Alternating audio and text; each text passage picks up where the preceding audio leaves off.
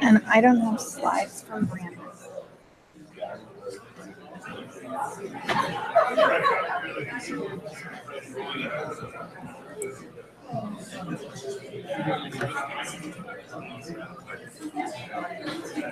So we'll give people just maybe 30 seconds to sit down. And is Brandon Montellato in the room? No. Okay. Yeah, here you go. So good morning, guys, and welcome back to day 2 of ESIP. I'm Erin Robinson, for anybody who doesn't know me, the executive director of ESIP, and this is our these working sessions, and from what I saw yesterday, it was super productive, and I think, you know, it was packed rooms all the time, and really seemed like a great day.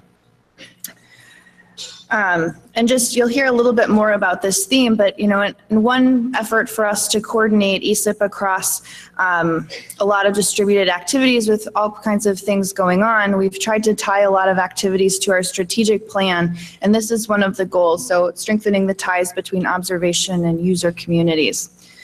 So there are 2 quick things I wanted to announce this morning. One is that our poster session in the summer is now replaced by something that we call Research is Art. And it's an opportunity for us to take a creative spin on the different things that we're working on and to show them in a new way and work on our communication skills. And so this is going to be at Wonder Lab tonight at 7. You need to bring your badge, and there are our famous drink tickets are in the badge, so don't forget them. And it's just going to be dessert and drinks. So it starts at 7, so you have time for a quick bite before Research is Art, or if you're a night owl, heading out after. And so that's Research is Art. And then the other thing I wanted to share is that ESIP is turning 20 next year. And one of the ways that we're starting to celebrate being 20, we're almost legal, is capturing these stories of ESIP and what ESIP has, how ESIP has shaped your path. And that's actually my Research is Arts tonight is on my own story. So we have a couple of different ways to collect these stories. One is to add the story to the Slack channel, My ESIP Story. And then the other is that Bruce is going to be capturing videos of people tomorrow in the Hoosier room. So quick videos. This doesn't have to be really complicated, and no story is too insignificant or, you know, I've heard a lot of, well, I think my story is boring, but they're not. You know, they're really amazing, and I think collected, it's going to be a super showcase in the next year, and a way to, you know, to really share how ESIP has been impactful, and we don't know unless you tell us. And then as an edit, and I think that,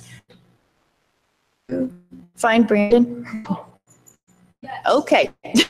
Well, one of our plenary speakers, Brandon, from DJI, has really been pretty generous with us and is donating 2 drones to the story effort. And so we're going to be picking the best story in our biased opinions, and that person will get a drone.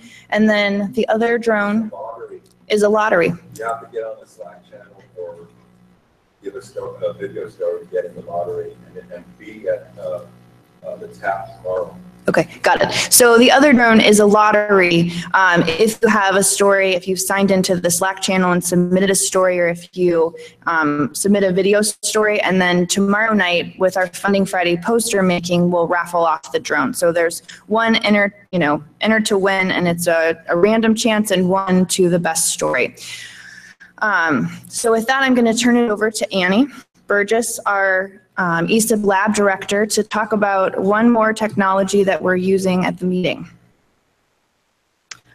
Morning, everyone. So I'll keep it short here. So we've seen this at a couple other meetings recently. It's called Slido. And what this is just a tool to help you ask questions during the plenary that we'll be able to address at the end of each group speaking. So it's meant to draw questions from maybe those that aren't the first to jump up to the mic at the end of a presentation. So if you go to slido.com or sli.do and you put in the hashtag ESIP SM17, you'll get this screen. It just says type a question. So I type a question, you use tabs or spaces in your code, and all of a sudden, this will be the screen. So what we're going to see is over on this side screen, all the questions that people are going to submit will come up on that screen over there. And you can see, maybe you can or you can't, there's a little thumbs up in the corner. And so you can either submit a question or upvote a question. And then at the end of the plenary speakers' talks, we will take the top probably 2 questions on Slido that have gotten a lot of group input at that point and ask those to the presenters before we take our audience questions. So it is mobile and desktop and tablet friendly. So please join in if you would like. And with that, I'm going to hand it over to Pat Reiff, a charter ESIP member from Rice University, to talk about the eclipse.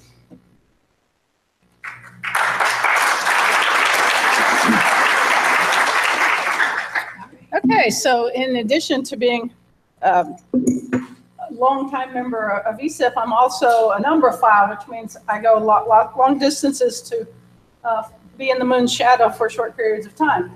And we have one coming up less than a month. And so I wanted to give you a little preview of my presentation I'm giving to teachers tomorrow. There's an hour-and-a-half version on my website you can watch at your leisure, or you can come to the teacher presentation. But I wanted to kind of give you a little hint of it right now. I also have eclipse glasses for everybody. So I'll have them at coffee break. Don't come at me now. And again, if you come to the teacher workshop, I'll have more. Okay, so as I said, this is just I'm going to go through this quickly because I'm going to go through this in a long period of time tomorrow. But the idea is, you know, where is it? What is it? How do we see it? Everyone in the United States is going to see at least a partial eclipse, which means everyone in the United States needs something like this, okay?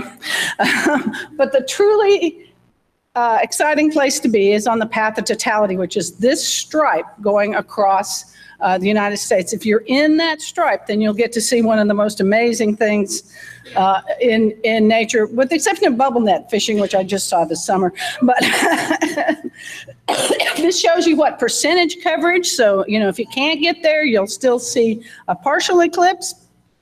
I have a lot of really good animations and movies. Again, I'm not going to be able to show you the full movies here, but they're all on my website. So the idea is, if you are, I don't have a pointer, do I? If you are in the umbra of the moon's shadow, then you will be seeing a total solar eclipse. The moon will be completely blocking the sun. If you are in this lighter gray area, it's called the penumbra, and you'll see only a partial eclipse. So this is the place to be. It travels across the Earth in about an hour and a half. And so at any one location, you'll see totality for about 2.5 minutes at max. A lunar eclipse, on the other hand, is on the other side.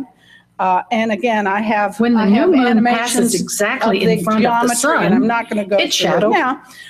But I have all sorts of animations on first contact. On what the difference between first contact is when the moon starts to cover the sun. It takes about an hour to go across.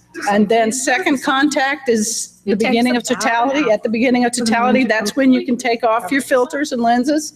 That's between second contact and third contact is totality. The last bit is the diamond ring. and then you get a diamond ring on the way out again. So only during that 2.5 minutes of totality will you be able to see the corona in all of its glory. Now, this is kind of what you see with your eyes, but no single photograph can do it justice. If you take a short exposure photograph, you get to see the prominences. If you take a longer exposure photograph, you get to see the outer corona, but it overexposes the prominences. So I really, really, really recommend that the best thing you take is a pair of good binoculars. And this pair of good binoculars with a pop-on solar filter, which you can get for $20 per eye from rainbowsymphony.com. So you can watch the partial phases with the filters on and then pop them off for totality. Okay, so this is kind of how it looks like as totality approaches. You'll get it skinnier and skinnier and skinnier. And when it gets really skinnier, that's when shadow bands appear on the ground. Really fascinating. The last bit of the sun is the diamond ring. Then you get Bailey's beads, which is the sun peeking through mountain craters on the edge of the moon. And then you end up, once it's total, then you can see the prominences. So again, I got lots of movies and lots of pictures that I'm not going to have time to show you right now, but one thing that is kind of cool is if you were on the lunar surface during a lunar eclipse, it would be a solar eclipse for you. So this is what a solar eclipse would look like if you were on the surface of the moon. The Earth is 4 times bigger than the sun, though, so you don't get the corona on both sides simultaneously. You only get the corona on one side at the beginning and the corona on the other side at the end. And during the totality, the only light that reaches the moon during totality is going through the Earth's atmosphere, and that's why the atmosphere will look red if you're on the moon during a lunar eclipse. Now, most of the time, the moon's a little bit too far from the Earth, or the sun is a little bit too close, and you get what's called an annular eclipse, which means the penumbra doesn't actually hit the surface of the Earth, and you see, even if you're right on the right location, you'll see a ring of light around the sun. That's called an annular eclipse because it makes an annulus of light around it. And those are cool, but I wouldn't travel too far to go to them. I've been to 2 annular eclipses, and this will be my 13th total. So if you possibly can, go to totality. There's a great map. It's linked from my website. You can click on any location. It'll tell you what percentage you're covered, what the exact times, start times and stop times of each of these C1, C2, C3, and C4. I'm going to be in Wyoming. And this is, you can get to this map from my website, which is space.rice.edu/eclipse. Okay, so if you've never been to totality, the photographs just absolutely do not do it justice. I mean, a photograph is cool, but it's a multisensory experience. You are experiencing the temperature drop, which in Nebraska is probably going to be close to 20 degrees of temperature drop. Am I in your way? No, that was the mic. Oh, the mic. Oh, sorry. I'm sorry, it's too hard for my hands.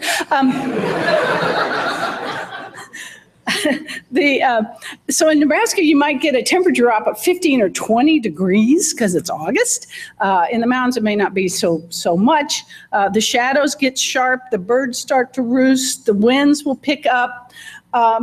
And the clouds become more transparent. And I will say, if you think it's cloudy and you're going to stay inside, don't. Go outside. It's still cool because you'll still feel that temperature. You'll still see the animals roosting. The other thing is, if there's a thin clouds are white because they're scattering sunlight. And so when the sun goes away, guess what? Clouds become more transparent. So you think you've got a bad cloud, and you might still be able to see totality. Don't give up. The diamond rings are some of the prettiest things to photograph, but I really do want to encourage people to experience this one. Don't try to take a picture going in, try to take a picture out. And the reason is, this eclipse is going to be close to noon for a lot of people. It's going to be high in the sky, which makes it harder on your neck, but it's going to be high in the sky. And what that means is, as that shadow of the moon is approaching you at over 1,000 miles an hour, okay, you look, as it's starting to get really thin, you look to the northwest, and you will see it. It looks first like a tornado, a dark column, but it's coming at you at 1,000 miles an hour. And when it hits you, I mean, it almost knocks you over. It just goes, bam, and you look up, and at that point, you're in the shadow, and it's total. And it just, I mean, it still makes the hair, it gives me goosebumps, because it's just, you know, there's God's eye, and he's looking down at you in the sky, and it really, and 2 minutes later, you go, okay, where's the next one? You know, first you have a cigarette, no, and it's not that different, really.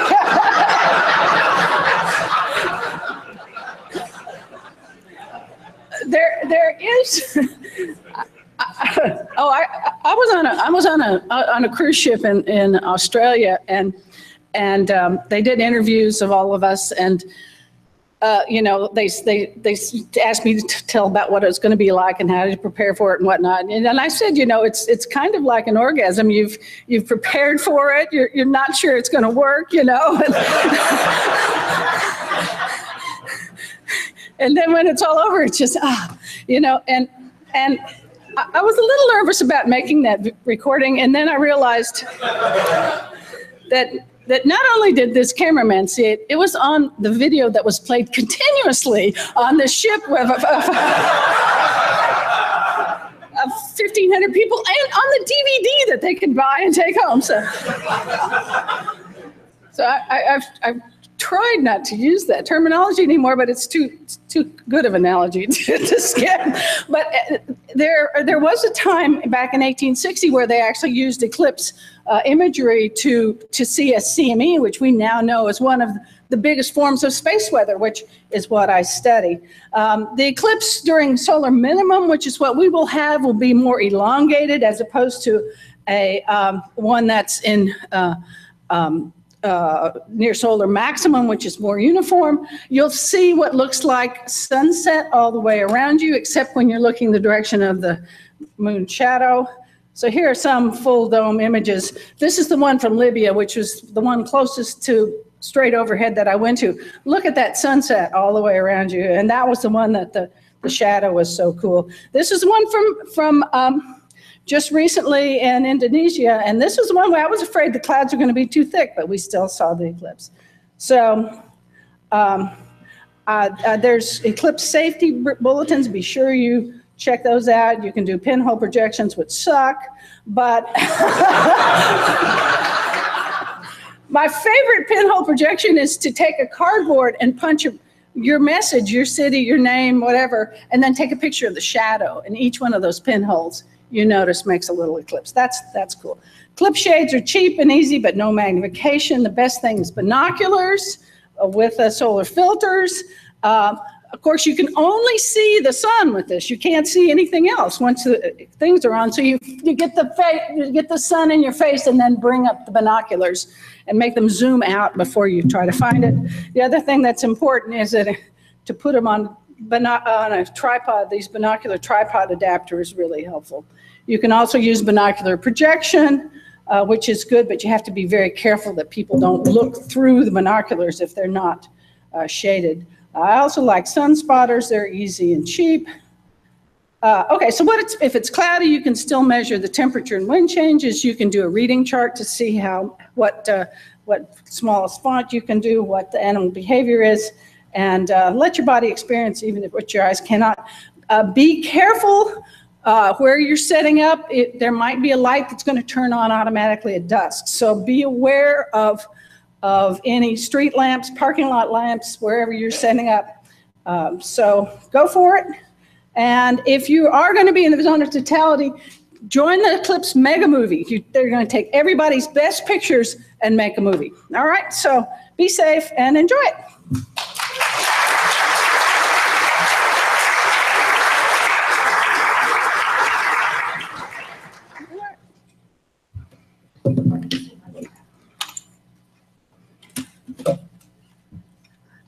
So if you have questions for Pat, I would say put them in the Slido. And then Pat is also going to be in the teacher workshop tomorrow, giving another longer talk on the solar eclipse. And we're going to do demos at lunch.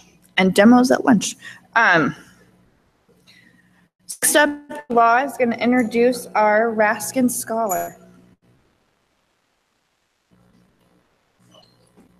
So you have her slides? We have her slides. Okay. So, in memory of Robert Raskin, a lot of you know who he was. The Raskin Scholarship is meant to promote collaborations and research support and also give visibility to the really talented students that have high potentials and also shown really strong interest in community advancements of earth science data systems. So this year's, really, I want to shout out to the nomination committee. They have done a great job in selecting the winner out of a pool of really qualified students. And the award goes to Caren Remillard. Congratulations, Caren.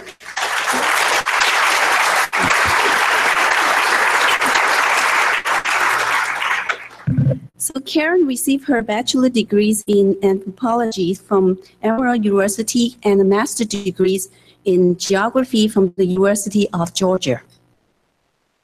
As an undergraduate, she studied abroad at the University of Sydney in Australia. And also as a graduate student, she has the opportunities to study at the University of Georgia's Costa Rica campus. So she traveled around the world. Currently, she serves as the center lead of the NASA Developed National Program at the University of Georgia while pursuing a PhD in geography. Serves as the chair of the American Society for Photogrammetry and Remote Sensing Student Advisory Council. Caren's graduate research is focused on integrating satellite data, GIS models, and also interactive web maps to support conservation efforts and promote community outreach and education. Her research is tied to a larger collaborative effort, local conservation program that works to protect the habitat of a critical endangered primate, the cotton-tailed tamarin, in northwestern Colombia. The collaborative and interdisciplinary nature of her work is fundamental to ensuring the success of applying geospatial technology and also earth science data, transferring the integrated methods to conservationists and also the local community, the conservation plans. Ultimately, Caren hopes to continue her work directing projects as a leader in earth science to foster society benefits. So welcome, Caren, and congratulations again. The podium is all yours.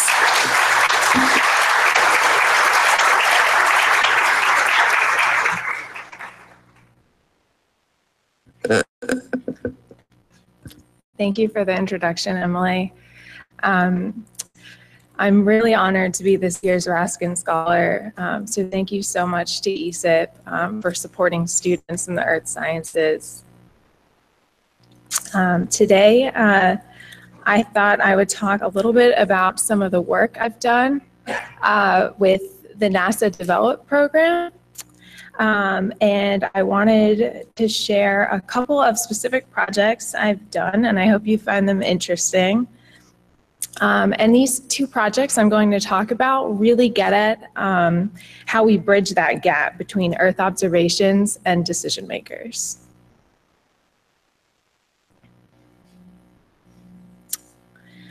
So for those of you who aren't familiar with the NASA Develop program, I thought I would start with just a little intro about it. So the NASA Develop program is under the umbrella of NASA's Capacity Building Program, which is under the larger umbrella of NASA's Applied Sciences program. And we collaborate with decision makers to conduct interdisciplinary research projects that all use NASA data sets. DEVELOP is considered a dual capacity building program, and that's because we build capacity in two ways. The first is with our participants who gain experience working with GIS and remote sensing, build up their professional skills. And then we also build capacity in our partner organizations they learn the capabilities of Earth observations and how they can benefit them.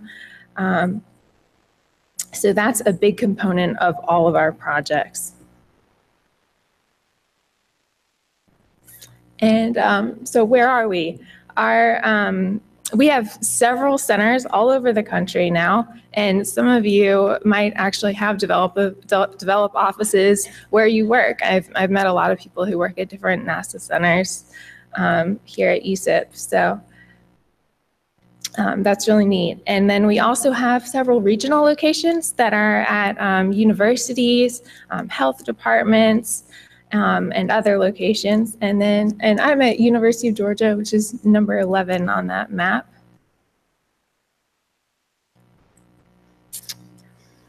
And I wanted to back up a little bit just to give you a bit more context about the program. So since we are part of NASA's Applied Sciences program, one of our big goals is to demonstrate innovative uses and the practical benefits of NASA Earth science, data, and technology. And all of our projects align with one of the 9 application areas of the Applied Sciences program, which you see below.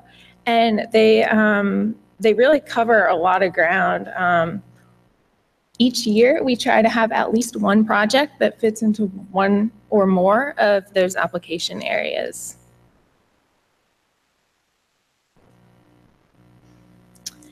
And all of our projects have some similar characteristics. They all highlight the applications and capabilities of NASA Earth observations, and they all address a community concern relating to decision-making and environmental issues. All of our projects are partnered with an end-user organization that can benefit from using Earth observations. So all of our projects are super end user driven. All of our proposals are built around the need of some particular end user who usually approaches us. Although sometimes we come up with ideas and find someone who we think could benefit. And then, like I mentioned on the last slide, all of our projects align with at least one of the Applied Sciences program's application areas. And then all of our projects are conducted by teams, interdisciplinary teams. They have really diverse backgrounds, and it's awesome to bring this group together to work on these projects. They all bring their own skills, and it's amazing to see what they come up with at the end. And this picture is our summer 2017 developed team at the University of Georgia. We have 4 projects going on this summer. So these are the people that make it happen with me. So the 2 projects I thought I'd talk about today are the Atlanta Water Resources Project and the Georgia Energy Project, which are both local. And it's really exciting when we get to do local projects because we have the opportunity to actually visit our project partners and have that in-person communication. And I also wanted to mention that the 2 images that you see next to the projects are really neat because they are derived from the NASA data that was used in these projects. So the top image is made from a Landsat-based land cover classification, and the bottom image is produced from some series solar installation data that was used for our Georgia Energy project. So these 2 projects focused on, the first was on green infrastructure, and the second was on renewable energy development.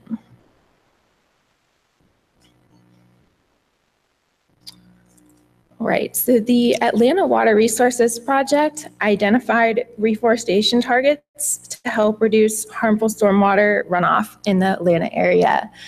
And for this project, we partnered with the Nature Conservancy's Georgia chapter.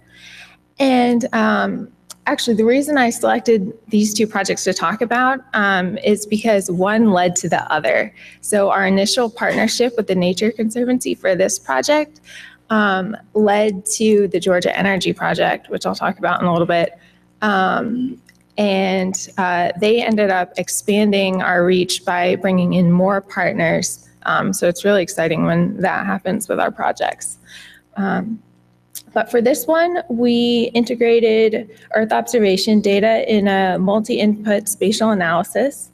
And we used the land use conflict identification strategy model, or the LUCIS model, to model land allocation scenarios for reforestation purposes.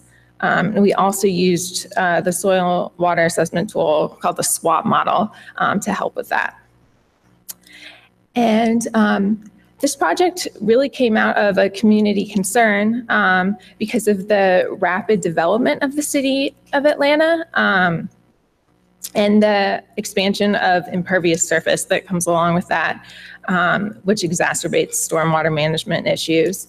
Also, the costs of water management in the metro Atlanta area are rising due to this demand of the infrastructure required to handle stormwater runoff.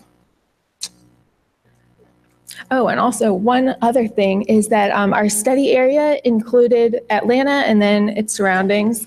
And this was a really neat study area because Atlanta happens to be one of the urban areas with the largest urban forest. So it's something that the Nature Conservancy was really interested in protecting. So what our partners needed were recommendations to help them identify areas within Atlanta to focus reforestation of degraded areas, and with the goal of reducing stormwater runoff into local watersheds. So we used a data-driven suitability analysis. And the really neat thing about these two models we used, the LUCIS and SWAP model, is that they can be adapted to incorporate a bunch of different data sets. They're very flexible. So I would encourage those of you who think you might be able to use it to look into them, because they can just take in a whole bunch of different data, whatever you have, and produce some really interesting results. So the benefit to our partner was that first of all, they were introduced to NASA data and realized, that they could have this large scale or watershed scale assessment of Atlanta to help them determine priority areas for reforestation. And it also gave them a more integrated understanding of water resource issues in the area. And so, like I said, this project led to the Georgia Energy Project. So after they kind of saw the benefits of the first project, they approached us again about doing a larger scale project that covered the entire state of Georgia. And they brought in some additional partners that included the Georgia Department of Natural Resources and also Georgia Power Company, so a utility company, came into the picture, which made it really interesting because we had these partners with with different priorities that we had to consider. So the goal was to examine the environmental impact generated by rapid growth of solar energy in Georgia. And this was really interesting to me because I had always thought of solar energy as being just this great alternative energy source, and it is. But that's not to say it doesn't come with negative environmental impacts, and I had just never considered those. So that was what the Nature Conservancy and Department of Natural Resources really wanted us to look into. So we brought in some NASA data sets and identified some suitable areas for solar farms. And we also identified the environmentally sensitive habitats so that we could look at conflicts between these areas. And our partners wanted to use the Lucis model again so that we could identify these conflict areas and the areas that will be great for solar farm development. And the community concern here was related to the rapid pace of utility scale solar power development in Georgia. It's growing at a 30 to 45% rate. And our partners really wanted utility developers to consider endangered species habitats, like the gopher tortoise here. It's an endangered species in Georgia. Yeah, we wanted to make environmental information more available to state officials involved with siting and permitting these solar farm facilities. So, like the first project, the end users wanted recommendations to help with the process of identifying suitable areas for solar farm development in this case, to support renewable energy, but also avoid these environmentally sensitive habitats. And again, we used a data-driven suitability analysis. And I really like this graph because you could see the environmental factors that were considered, and then also the factors relating to solar farm development. And they all kind of came together to find these conflict areas and then identify the areas that will be ideal for solar development. So the benefits included end products that will help our partners to achieve a more sustainable energy portfolio while protecting sensitive habitats.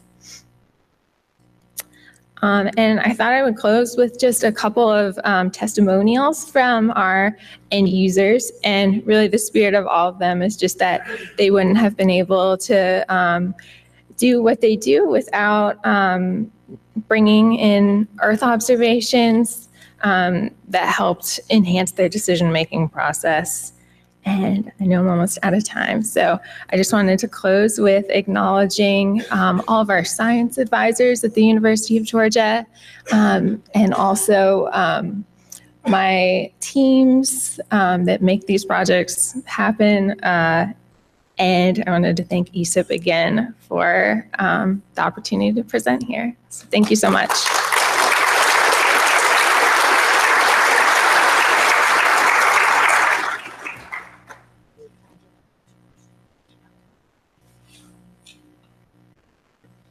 Does anyone have questions? We have time for a couple. Why don't we take this one on Slido?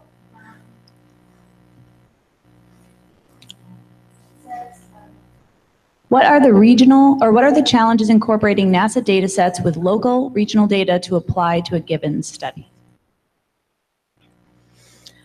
That's a good question. So a lot of times the data we use is pretty large scale, and the areas that our partners want to look at is more specific. So we often bring in other data sets to kind of get a finer resolution look at our study areas. So a lot of our projects do incorporate both NASA data and then additional data sets at different scales. Time for any more? One more question, anyone?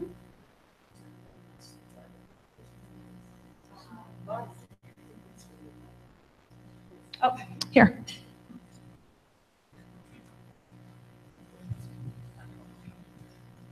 Hi, Lindsay Barberry from the University of Vermont. Just curious, this might not be on your end of things, but is there like the economic considerations, are those brought in to these analyses as well? I just wonder how like economics sort of features in these sorts of projects. Yeah, sometimes they do.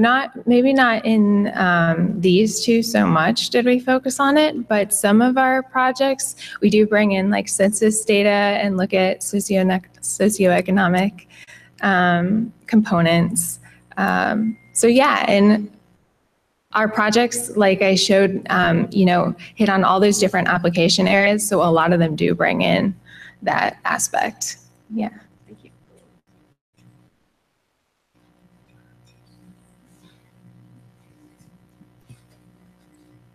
Let's thank Karen one more time.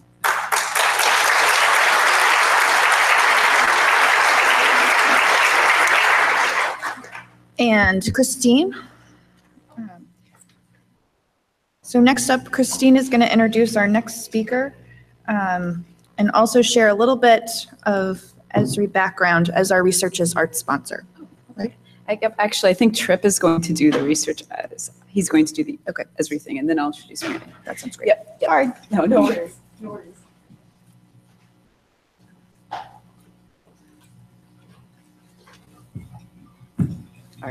All right. They did let me get up here. They were thinking about not. I wanted to go ahead and start off this morning and talk a little bit quickly about one of our user stories that I think is a really great example of connecting users with observations, which is this meeting's theme. And it's specifically around droughts. So I wanted to see what everybody knows about droughts. So we're going to play a little game here, and I'm going to ask you guys the 64,000 pound question. Go ahead and hold up your fingers. You guys will see on the next slide, 1, 2, 3, or 4 when you know the answer. So the question for those of you guys in the back, which fruit has septupled in consumption domestically since 1970, is especially sensitive to drought, and is allegedly responsible for large numbers of millennials not owning homes? I see the first response back there, yes. Good, most folks have heard it is avocados. So I wanted to talk to you guys a little bit today about the U.S. Drought Monitor. It's a really great joint project that is collaboratively built by a number of organizations, the logos of which you see here on the screen. I guess for the folks that don't recognize those, we've got NOAA, the U.S. Department of Agriculture, and that is their Joint Agricultural Center. We've got the National Drought Mitigation Center at the University of Nebraska-Lincoln, and then, of course, the Department of Commerce Climate Prediction Center as well. So all of these organizations are working collaboratively to build this product using Earth observation data and modeling and scientific processes, and then pushing that into a very easy-to-understand product. And I wanted to quickly, these are the reasons why we like it. It is a complex process with a simple product. I was talking to Denise earlier, and I'm looking forward to watching the recording of yesterday's session on communicating science, because they put the conclusion up front, and then you can drill in for more data. So to quickly check this out here, I wanted to see if we can launch this. Maybe we can't, but you guys see the map is right up there, and it is a very easy to understand vector-based map so that even members of the public can understand that and really get to the root of what's happening. They use 5 key indicators that are results of models and various scientific processes that are happening at the agencies, as well as local ground truth observations that they're incorporating in pretty near real time. So that's one of the other things that we like about it, is that they not only share the data out, but they do it pretty quickly. So what am I getting at? Well, there's a really cool app that I was hoping to show you guys, but I know we're running a little bit late on time, so I've got the link up there. It's livingatlas.arcgis.com/drought, and it actually allows you to go in and interact with some of these layers that they're publishing out, and also look historically and temporally at what the droughts have been over that time. So if you guys are liking the weather here in Indiana and you're considering moving here, I know I am, especially compared to DC right now, you can say, you know what, is it always like this, or is my garden going to survive? So I wanted to throw that up there for you guys. And the reason that I wanted to throw it up there and show it to you is because we are finally to the point of ArcGIS Online about to have FedRAMP authorization at the low level through NASA. So if Mike Little is in the room, he is our executive sponsor. He's back there. He raised his hand quickly. But if you guys have questions about that, please don't hesitate to ask. We're working very closely with your NOAA GIS leads, as well as your USGIS leads and EPA leads. EPA, you guys kind of already have it, but in addition to the NASA folks. So all of a sudden, you guys will be able to take your multidimensional Earth observation data and turn it into easy to understand products. And the reason that easy to understand products are important for us is that we have rumor that they were sending the interns this summer out in Redlands into the Joshua Tree State Park to do some rain dances for avocados. So we're hoping that if we can better share scientific data and get it out there so the masses can understand it, we'll have a more reasonable path forward. So I'm counting on you guys to help with that. So with that, I will turn it over to Christine. Thank you, Trip. So I'm one of the folks who live in the dry Southern California. I'm always doing rain dances. But I have the pleasure and honor of introducing our next speaker, Brandon Montellato. He is a University Relations Manager at DJI, serving as the lead liaison for university research. He also supports DJI's STEAM academic partnerships to develop certification programs, curriculum, and education applications. Prior to joining DJI, Brandon led strategic accounts and engineering services for Skycatch, where he was deployed with major mining and construction clients such as DPR, Skanska, and Rio Tinto. So he holds a BA in corporate communications from San Francisco State University, and we are so happy to hear your talk and learn more. Thank you so much. Yes. Hello, hello.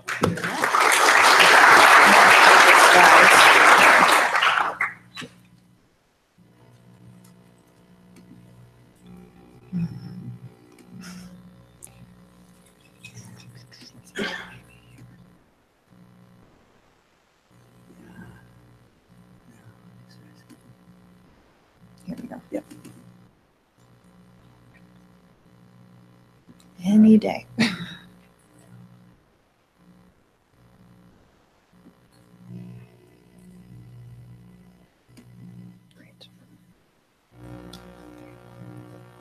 Thank you so much for the introduction. Good morning, everybody. I'm Brandon. I work with DJI. We're a drone company. Just to kind of get a gauge of the room, how many people are using drones currently in your research or any part of your project and work, out of curiosity? Nice. Okay. And of those, are you guys just using it to collect imagery and do photogrammetry? Are you guys attaching kind of specialized? So how many of you are using it for just imagery and photogrammetry? All right. And how many are kind of attaching specialized sensors? Wow, that's actually inverse of what I was expecting. Good job, everybody. Cool. So, so today, this is my first time at ESIP. I'm very, very excited to be here. It's really a perfect application for UAVs. And so I wanted to take the time today to talk a little bit about hardware, kind of what's out there today, what's on the horizon, as well as since data management has been such a big part of the discussions, also talk a little bit about how you can interface with the software on the drone, both natively on the drone as well as part of the mobile application. So we're going to chat about a little bit today. So firstly, DJI, we are one of the leading manufacturers of civilian drones. We make all the small drones that you see people doing bad things with, like crashing on the White House lawn and all that stuff. But that's evolved quite a bit since then. That was 2 years ago, and the technology has changed quite a bit. And so I always like to do kind of a slide now, right? Why have we seen this giant proliferation of drones right now? I think most of you guys know, but I think it's always good to kind of start with the genesis. Why did all of this happen? So if you were to look back 6 years ago, if you wanted to take a drone or a RC airplane or an RC helicopter up to collect sample data, you needed to be an incredibly skilled pilot. The pilot was very heavily within the loop. And it basically was also, you had very little safety protocols. If anything on board failed, you now had a fairly expensive RC airplane or helicopter, as well as your sensor that is destroyed. We all of a sudden saw this kind of big ramp up in the technology. And we like to call moving the pilot on the loop. So they're not in the loop, they're not out of the loop, they just got moved to on the loop. And this is really due to cell phones, right? All of a sudden we had these excellent sensors, these gyros, accelerometers, GPS, magnetometers that were compact, very energy efficient, that we could easily put on small UAVs. And so that's kind of where we're at today. I think most of you have probably played with drones. You have some really cool features like when something goes wrong, you hit the emergency return to home button and the drone comes back and saves you and your sensor, right? But we're starting to see kind of what's going to be coming up next. And based on the progression of the slides, I think you guys can guess. is it's really going to be about how drones are leveraged with essentially an operator totally out of the loop, right? So for research studies, you could have a drone stationed at, you know, a small lake or a wetland area that you want to collect samples of daily. And the drone could simply take off and do that. That's actually nearly possible today. There's still some regulatory stuff that's tucked in there. But from a technological standpoint, you're very close to that today. So let's talk a little bit about the software side. The hardware is very interesting, but I think software is really kind of what's enabling a lot of this. So at DJI, we have spent a huge amount of time and energy developing our SDK. Is anybody familiar with SDKs? Let's just do another show of hands. Perfect. All right, so it's fairly half the room. So SDK is a software developer kit. It's essentially a foil shell operating systems that you can interface with. So it allows you to make very easy programs that can run on the drone. But the nice thing with our UAVs is we've actually siloed off all of the operational codec. So even if you make your own program and it glitches or crashes, the drone's still going to come back home safely, which is a nice self-preservation feature. So a little bit more about the SDK. Our SDK comes in 3 different areas. We have mobile, onboard, and avoidance. So to give you a sense of what mobile SDK is, the drones actually have a fairly robust communications protocol between the remote controller on the ground and the drone itself. And so I don't know how many of you have had a chance to play with the drones, but we have a very interesting feature called Follow Me. And so on the drone, you can literally just draw a little square around an object you would like to have it follow, like if you're going to go mountain biking or go on a run, you want the drone to follow you. And the drone actually will start following you. Most people think it's some kind of onboard computer that's using computer vision, or the applicant or whoever is wearing a GPS tag and the drone's tracking that. It's actually neither of those. What's happening is the drone's sending all of that computer vision back down to the ground. We're utilizing an iPhone, an iPad, or an Android device that has pretty good processing power to recognize the object and then send the appropriate command controls back to the drone for the drone to follow it. So this is kind of an example of the power of a mobile SDK. So you can actually have a mobile SDK taking information from the real world in real time, and then sending kind of computational directional commands back down up to the drone to do appropriate navigation, essentially. For our onboard SDK, this is more when you're trying to interface a sensor set onto the hardware. So if you're trying to get GPS data, it's hard to get IMU data. They're just not that accurate. You can get the data if you'd like, but it's not necessarily the best data set for you guys to use. But we've seen a lot of researchers plug in all different kinds of sensor sets that are still leveraging power and kind of barometer readings and other sensor sets that you get off the drone.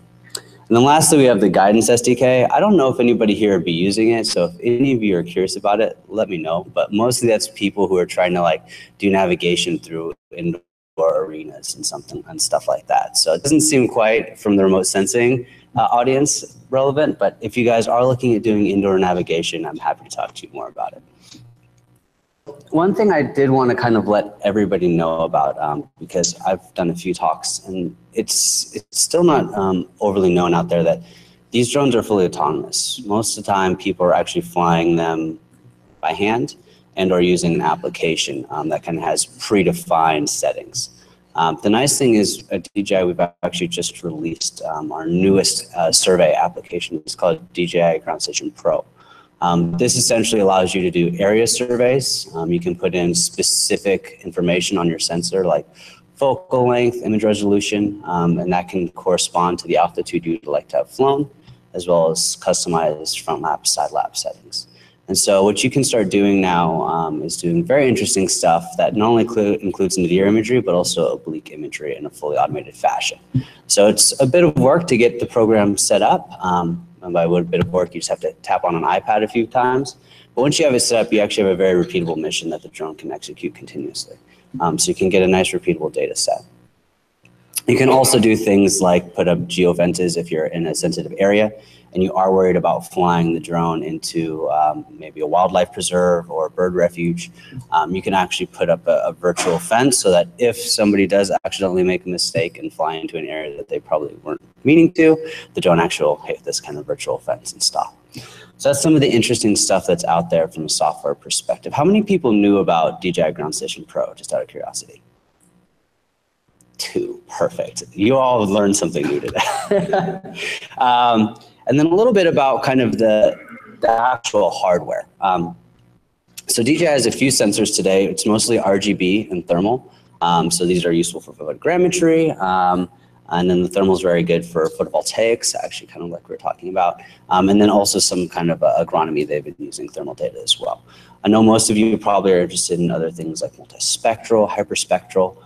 We don't make native sensors that go on the drone to collect that kind of imagery, but there are plenty out there, and then you can interface them back into the drone through the SDKs. But ultimately, the sensor sets have been getting more and more advanced. And as a matter of fact, the newest one actually has a phenomenal depth of field, which we've really seen some interesting kind of increases as far as photogrammetry goes, as detecting shadows and whatnot. And so a little bit about the hardware. How many of you have seen these drones, either flying them yourselves or like over your house? I'm surprised not everybody raised their hand, actually. Okay, yeah, no, these have been all over the place. So I wanted to kind of give everybody a sense of what these drones are and kind of what sensor sets and data sets you can get out of them. And so these are the smaller kind of consumer hobbyist UAVs that we have. And ultimately, these are perfect for photogrammetry. We've also seen some like the Phantom, the larger ones like the Phantom and the Inspire, where people are putting on, I'm going to go ahead and say auxiliary sensors. Actually, one of the most interesting stories I've heard about these drones is a project called Snotbot. Is anybody familiar with Snotbot? So this is a really interesting study that was happening out in Southern California. They essentially wanted to do some research on the whales that were passing through the region. And part of that research, they wanted to take the whale's temperature and collect some mucus samples from the whale as well. Very challenging. It's hard to get a boat up close enough to, you know, kind of scoop up the snot as it comes out. And a helicopter pilot probably doesn't want to fly that low and close to the whale's snout to be able to get the reading. So what this university had done is they actually attached the thermal imaging sensor onto the drone. As the whale came out and kind of, you know, ejected and blew out through the blowhole, they could actually look into the blowhole with the thermal camera and get a temperature reading, at least, you know, best you could, kind of like an in-ear reading for humans. And then they actually put kind of a mock petri dish on the top of the drone. So as they flew over it, they got basically a thermal reading on the blowhole, and then they flew right through the rest of the blow spot and collected the snot, and then took it back for analyzing. And so it was a really creative project. But the nice thing is these drones are pretty small, pretty sacrificial. So I know that they did lose a few of them, but it happens. So these are kind of some of the smaller sensors that are out there that can collect all of this RGB data and some thermal data, and also have kind of peripherals attached to them to collect snot and whatnot. And then we have some of the larger UAVs that are out there. This is everything from the Matrice 200, which is the one on the left. This is an interesting drone because for the first time you can carry dual sensors. So this one can carry either an RGB and a thermal camera, or an RGB, and we have a high 30 times zoom camera as well, which can be interesting to check out very, very small things, as well as RTK GPS. So you're starting at looking at having a drone that's can collect quite a few data sets and do so very accurately. It's also IP36 rated, so it can handle snot and other projects that involve moisture. And then we start to look at some of the heavier lift applications. To kind of give you guys background on our nomenclature, the Matrice 200 can carry 2 kilogram payloads. And then we have our Matrice 600, which will carry 6 kilos. And then the MG1, which will actually carry 10, which is a fairly significant payload. The Matrice 600 is nice because it's really designed to be a developer platform. Has basically multiple onboard power applications. So ultimately, if you guys are plugging in a sensor that does have fairly high power demands, you can actually use the onboard battery power to power it. It also has the ability to plug in basically directly into the flight controller and take out kind of GPS readings and whatnot as well. And this is something we've seen a lot of researchers attach some very expensive and very large and heavy multispectral cameras to. So it's very, very interesting to see kind of what the bigger applications can carry. And then lastly, the MG1 is actually designed as an agricultural, so it's actually designed for crop dusting. But that being said, I don't think that really applies to anybody here. But if anybody has any applications where they want to know more about kind of, dusting or spraying, happy to talk about it. But ultimately, it's just the biggest platform right now from a regulatory standpoint. Basically, this UAV with 10 kilos basically falls at about 55 pounds, which is the upper limit of what you can fly as a small UAS today. So you're basically seeing the spectrum of kind of what is out there is from a data collection and size perspective. Has anybody got to see these drones yet? The bigger ones? I know the small ones people see a lot. So, okay, a few people. Nice. And so the main goal today too is to kind of talk to you about what's happening next. What are some of the next generation sensors out there? And so I have two examples, one being a hardware and one also kind of being a software. So on the far left here, we have our larger drone, the Matrice 600, that has an onboard LiDAR unit as well as a small onboard compute platform. This can either run basically like on stitching in real time of the raw LiDAR data. We also have a version that has a tactical grade IMU and patches back into the RTK GPS. It's a little bit more expensive option, but it collects a better data set. But this is something that we've been experimenting with today.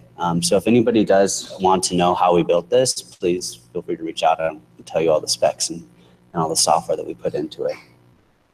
And then on the far right, I think this is kind of an interest. The large Matrice 600 with the LiDAR is an example of a heavy lift platform carrying a small compute platform and sensor into the air, in which case you need a very large, heavy drone. I think is coming in the future. We have basically a directional antenna that's on a 2-axis gimbal. So what this does is it's kind of the pod right in front of I'm going to walk up and point to it real quick. So it's this right here. Basically, what this sensor does is it tracks the drone as it's flying away. So you can actually start to get pretty phenomenal distances. You can fly out to 12 kilometers away and still get full HD video, as well as full command and control. And then lastly, you can actually within 5 kilometers get megabytes off the drone, which is as far as just streaming data back down to a ground station where you have a laptop or desktop or whatever doing kind of the compute. So you're not necessarily lifting a computer that's delicate and normally has to be small on power light into the air. You can actually just stream the data you need back down to the ground and have much more intensive computer operations available. Nice. So that's a little bit about the hardware today. So just one thing that everybody, I hope you guys got to check it out. So Bruce sent out an email earlier on. We did bring 2 drones that we're going to be kind of raffling off. So for anybody who doesn't know, if you go into My ESIP and just tell the My ESIP story, those 2 are going to be happening, be raffled off later today. Oh, tomorrow. Just kidding. Tomorrow. You have a whole nother day to do. Perfect. And so that's a little bit about the hardware and software. And just wanted to kind of open the floor up to any questions you guys have.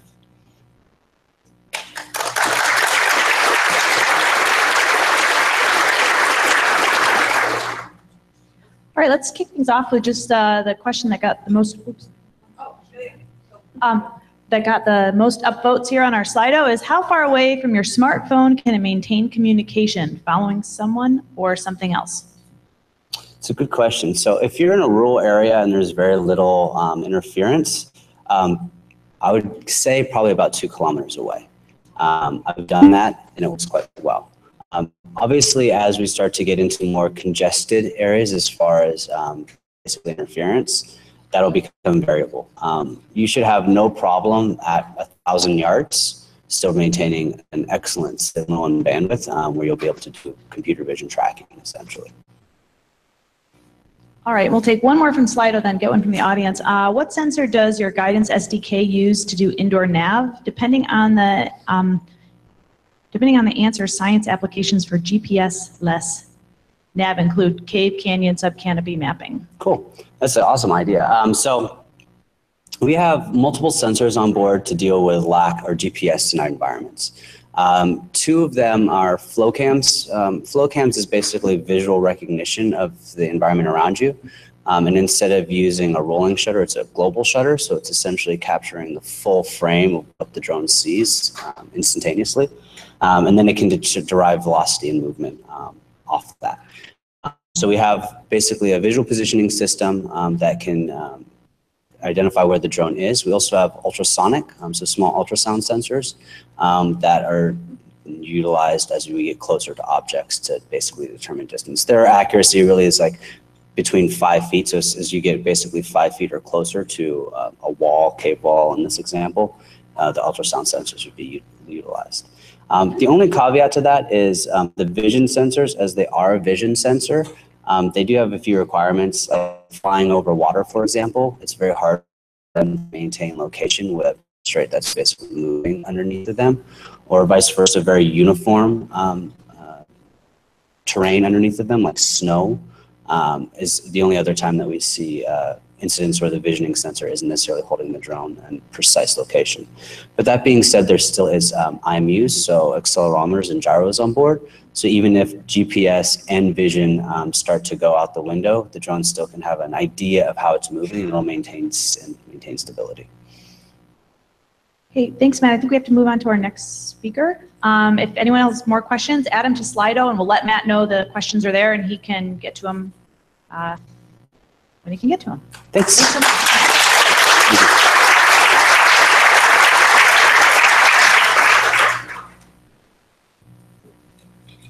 Okay, let me get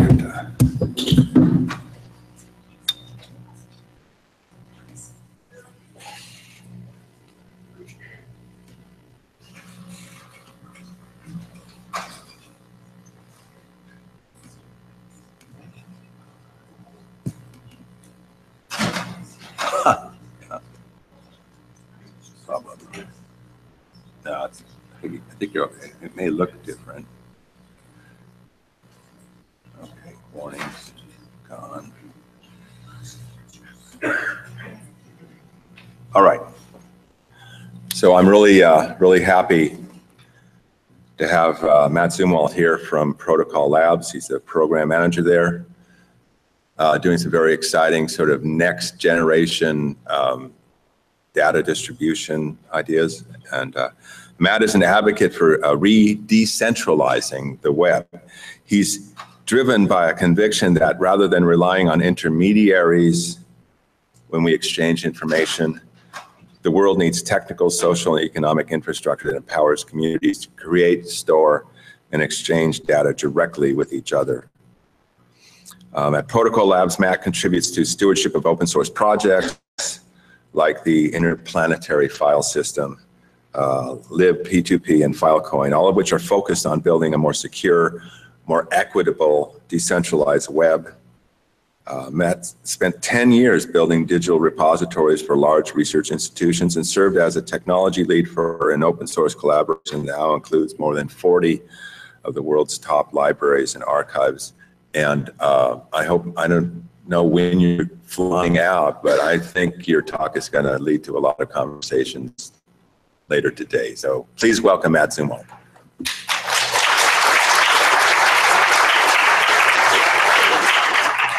Thank you for inviting me, and thank you for the introduction. Well, so I'm here to talk about a paradigm shift that's happening in the technology industry. You could say that it's been happening for the past, it's been sort of on delay for the past 15 years, and then re-brewing towards a decentralized approach to the World Wide Web. And to talk about some of the possibilities and implications for how that impacts how we manage our data and how we manage data like what all of you are producing and using. So I work at Protocol Labs. We're structured as a research lab, and we have a number of open source projects. The most prominent ones are IPFS, the Interplanetary File System, and Filecoin, which I'll talk about both of them later. So what do I mean by a decentralized web? This diagram is from a paper that was published in 1962 about various network architectures On the left, you have a centralized architecture that's roughly how the World Wide Web is structured now, with a server-client structure or a server-client pattern. Then you have what this paper called decentralized, which we might in a modern context called federated. And then on the right, you have what this paper called distributed, and in a modern context we might call peer-to-peer. And the concept with the peer-to-peer structure is that any peer can interact with any other peer and exchange data directly with them without relying on an intermediary. But you could rely on an intermediary when you need to. And so when we talk about the decentralized web these days, people are usually pointing to both B and C in this structure, and they kind of default to actually being talking about peer-to-peer, which would be distributed all the way on the right. So as Bruce mentioned, I spent about 10 years building digital repositories for research institutions, and so I spent a lot of time building centralized systems. And one of the things that I found was there were a lot of ways in which that was not working on just on a very technical level. That in order to have, if a researcher wanted to have their data stored, they had to go through an entire department of people who didn't understand their data, who were deciding how to structure the system that was dealing with the storage. And also, you needed to have the funding to pay for that entire team to build that centralized system in order to share your data. So the smaller you were, the less funding you had, the less likely you were to be able to share your data at all, and definitely the less likely you were to be able to share your data on your own terms. And so I became increasingly frustrated with that structure. And as I came to understand it more and more, I saw that pattern happening over and over in the world around me, and penetrating into our personal lives as well. So if we look at how we share the digital representations of our lives these days, I tend towards thinking of it as a little bit like all the data that represents our lives. It's a little bit like wild animals that have been forced into a zoo, and that they're operating in this captive system, which limits their ability and limits our ability to actually express and explore and reuse. So how do we change that? How do we free that data from captivity? And one key thing to think about is that once you pull the data out of those centralized systems, those safe zoos, then you need a system to hold the data. You need a pattern for how are people going to hold and share and store and preserve and discover data without relying exclusively on centralized systems.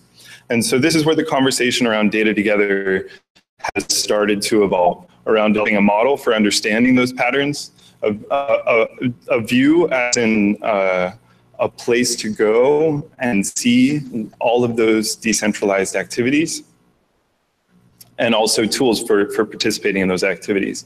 So that in many ways revolves around the idea of building a public record, around conversations about understanding what do we mean by a community that's using data, what do we mean by a collection of data, and a variety of activities from harvesting and monitoring and storing to analyzing, and yes, even rescuing data. So I'd like to pose to you, what do all of these things have in common? GeoCities, the EPA, Wikipedia, and SoundCloud. For the purposes of this talk, the point I want to make is that all of these are examples of data sets, organizations and data sets where the people who relied on the data have been failed by a centralized system, where the centralized nature of the data they rely on, when some crisis happened, where the people who rely on the data felt they could no longer rely on the centralized system, they had to rescue the data, or they felt they had to rescue the data from that centralized place. Oh, I'm sorry, the font is off. So the point here is that the centralized web is precarious. So what do I mean by that? The web as it's structured right now is based on a pattern of location-based addresses. So when I upload a file onto a server and I share an HTTP link to that file, I'm using a location-based address to point to that file.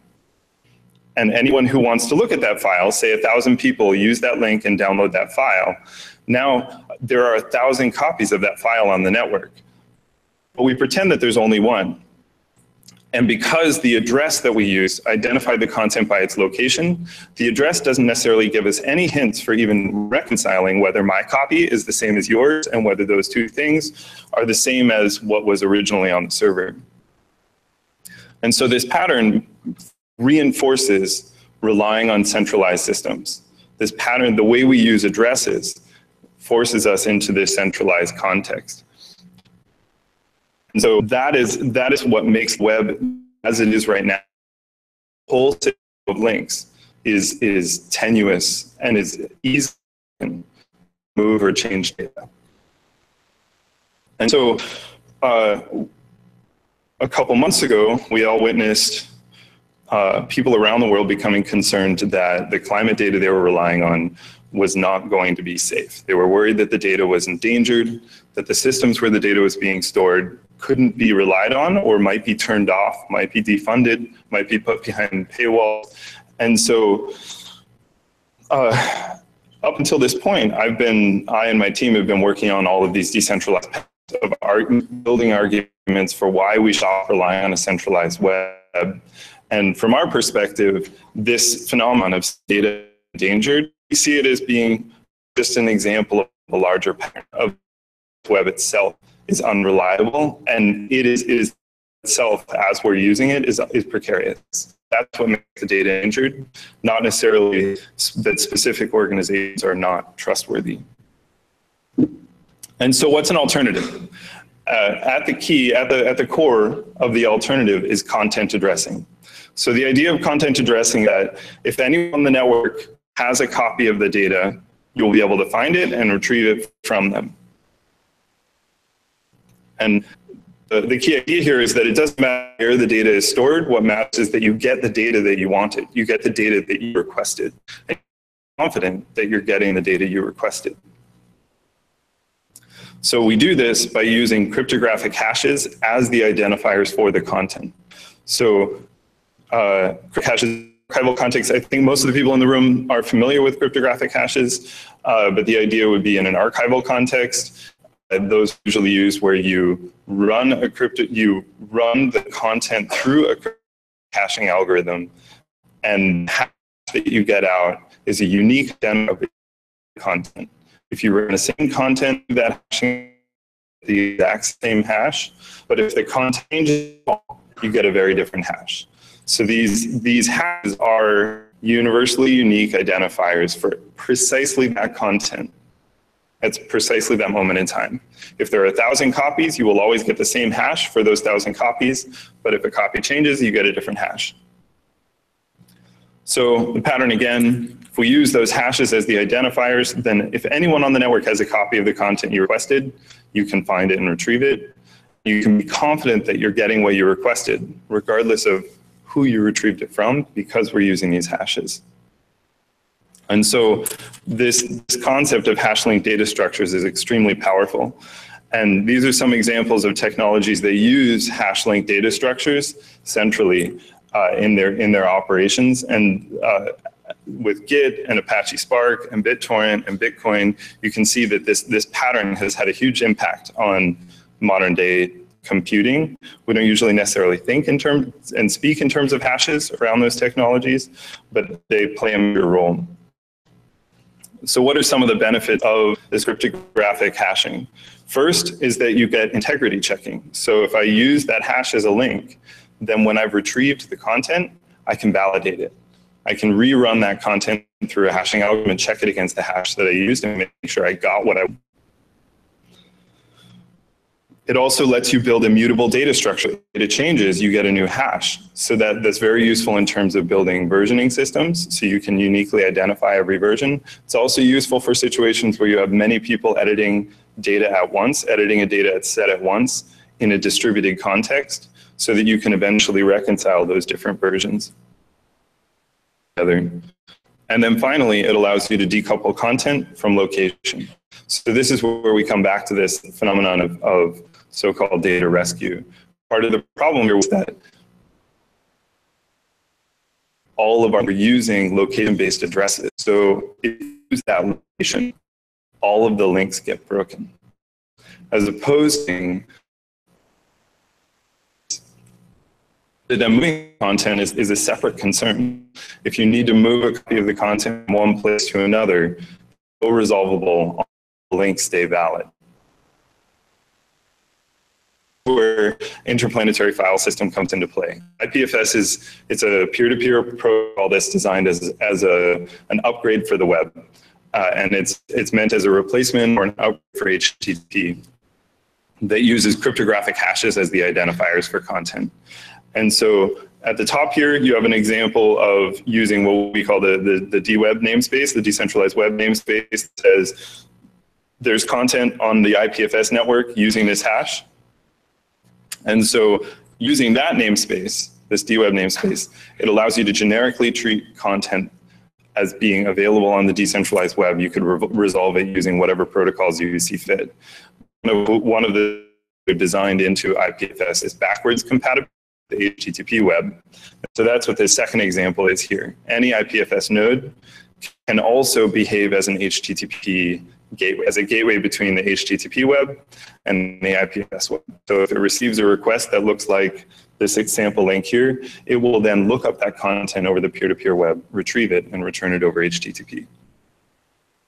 So that's the essence of what IP is. It allows us to use the power of cryptographic hashes to identify content, and it provides an address space and a peer-to-peer protocol for doing that resolution.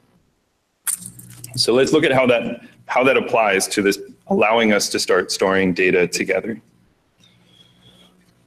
It allows us to have situations like these where if someone has content that is important and they want some local institution to store it, it becomes easy for them to nominate that data and ask the institutions or organizations they're relying on or participating in to hold a copy of the data.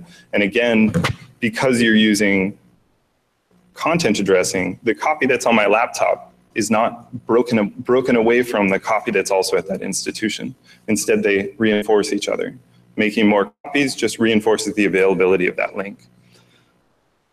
If I have some content and I just want people to know that I have it in case they want it, I don't need to put it in some centralized place as long as I'm able to make it available directly. And a third example that I've seen a lot in recent months is if people have storage that they want to make available to help store content they care about. So using cryptographic hashing and this content addressed approach provides new opportunities for coordinating those activities. So let's look at an example. Archivers.space was the tool that the Environmental Data Governance Initiative at EDGI built as part of their coordinating all of these data rescue hackathons, where thousands of volunteers around the world, mostly in North America and Europe, gathered together to try to back up all of this climate data that they were worried was going to go away. And EDGI did an amazing job of building tools and social patterns and guides to help those people coordinate themselves and engage in those efforts. So Archivers was the tool that developed out of that. Second iteration, what I'm about to do, slides or screenshots of. So what they ended up building was primers describing the agencies that they're downloading data from. And one of the things that's fascinating here is that these primers are like an outsider's view on those agencies and their data. So it's a very different view than what data.gov gives you. And then they were giving this sort of accounting of what has been downloaded and backed up from those agencies. So here's an example of the EPA data. As you can see, very, very little of the data got downloaded. But right now, this is only showing what was downloaded at one group of hackathons. And the problem that they ran into was realizing, wow, all these groups all over the country took different approaches to downloading the data. How do we reconcile it? How do we get a view of who has downloaded what, who's storing a copy of what? So immediately you have that need for a public record to see who's holding what and how are they holding it, and then to coordinate with each other. And so the thing I want to bring that back to is to point out that that's just an example of a pattern that occurs in many places of people who rely on data that's currently stored in centralized systems need to coordinate to decentralize that data at some point when they no longer rely on that location. And it might be because the business model of the organization that's been accumulating the data is failing. It might be because the organization is under attack, is being defunded. And so this is where we get to this alternative model of looking at communities who are harvesting and monitoring and storing and analyzing and rescuing data together. Where rescuing is just an example of when you have a time-bounded situation, that particular data is in a precarious place, and you need to harvest and store and monitor it more acutely. But the important thing is to acknowledge that actually there's a larger pattern here of we need to change how we're storing our data, how we're coordinating with each other. And so this is where I'd like to start a conversation around what is that model? What does that pattern look like? Who's involved? What's the role for big institutions that have the funding and the influence to hold things at scale? How is this valuable for them? How is this valuable for researchers? How is this valuable for small communities? And so we're right at the point where this is the beginning of a conversation. It's not a finished project. And one of the key things we're working on right now is that beginning of a public record. How do you start keeping track of what is out there on this broadly distributed web so that you can see it and you can coordinate? Returning to this idea of a distributed web mentality. If you work at a big institution, the thing I'd invite you to consider is become merely peers on the decentralized web. So step down from being in that centralized position and become merely peers on the web, but be valued peers who are bringing the resources of institutions and communities onto that web. So to review some of the technologies I mentioned that are useful in this pattern are IPFS, the Interplanetary File System. Filecoin is a project we're working on right now that is one way to deal with the incentives problem. So I have data, I want it stored. How do I get nodes on the network to store the data for me? It's one option in that pattern. Then there's also IPLD, which is work we're doing on as a data model for storing data using hash-linked data structures. And that's my talk. Datatogether.org is just beginning. As I said, this is sort of the beginning of a conversation. I'd like to invite you to jump into that conversation online and help us to figure out how do we articulate what's the value here? What's the value proposition here? What are the problems that we're solving here? What are the challenges, et cetera? So thank you for your time. And I think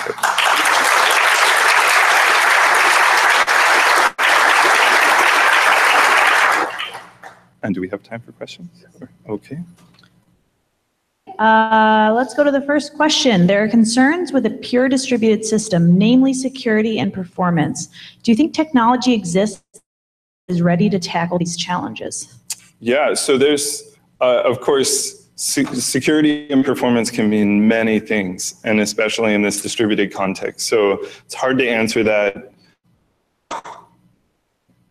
without diving in one by one to the many different implications of those terms. But yes, there are a lot of options there. And there's also one thing, the main thing I would point out is that which the centralized web is not secure and actually is not performant. So if I'm wanting to analyze a large data set that only exists on some faraway server, and the only way to access that data is by hammering a REST API because there's not an established pattern for replicating the data and analyze it locally, that is incredibly performance.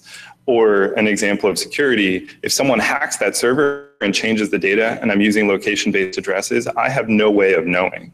So those are two examples of built-in security and performance flaws in the location-based centralized approaches we're using now that we just don't really notice because they're built into the assumptions of how we operate. All right, we'll take one more from Slido, then open it up to other folks. How does the hash resolve to content? Does it send a broadcast to every node connected to the network? Yeah, so this is where, that's a good question. So the simple answer is that you're using that on IPFS and also in BitTorrent, you're using a pattern called a distributed hash table. It works a little bit like the DNS system where very few nodes have all of the entries, or maybe none of the nodes have all of the entries, but you're able to do an efficient lookup across that system. And it uses an algorithm called Kademlia. That's the implementation that exists both in BitTorrent and in IPFS for how those lookups happen. So given that I want this hash, how do I find a node that has the content matching that hash with a minimal number of hops in order to find it? Anyone from the audience? Yeah.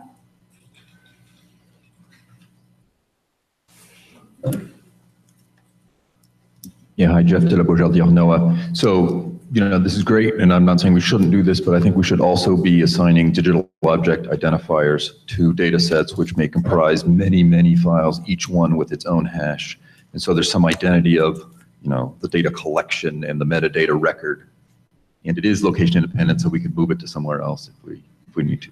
Yeah, I was trying to slip in a quote. Is Ruth here? Ruth Dewey? There's the paper that was from ESIP in 2011 that Ruth was one of the authors on, using DOIs to represent the data set as a whole, and then unique identifiers per version of the content underneath. This is where you could use something like IPFS to get those underlying identifiers, but you'd still have a DOI pointing at the top.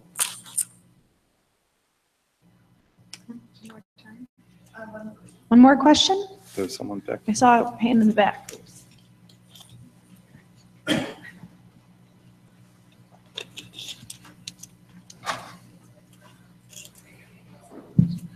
This is Matt Mernick from NCAR, National Center for Atmospheric Research. It sounds a lot like a named data networking project came out of UCLA. Are you familiar with that project and connected to that in any way?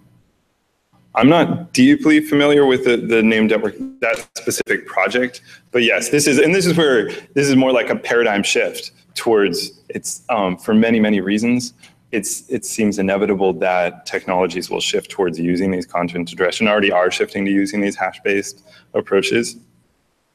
Together is our attempt to try to articulate what are the social and economic and organizational patterns that allow us to take advantage of that.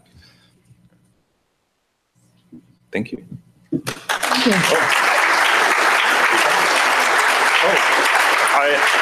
I'm only here until very early tomorrow morning. My flight leaves at 6 a.m. So catch me today. I'll be around.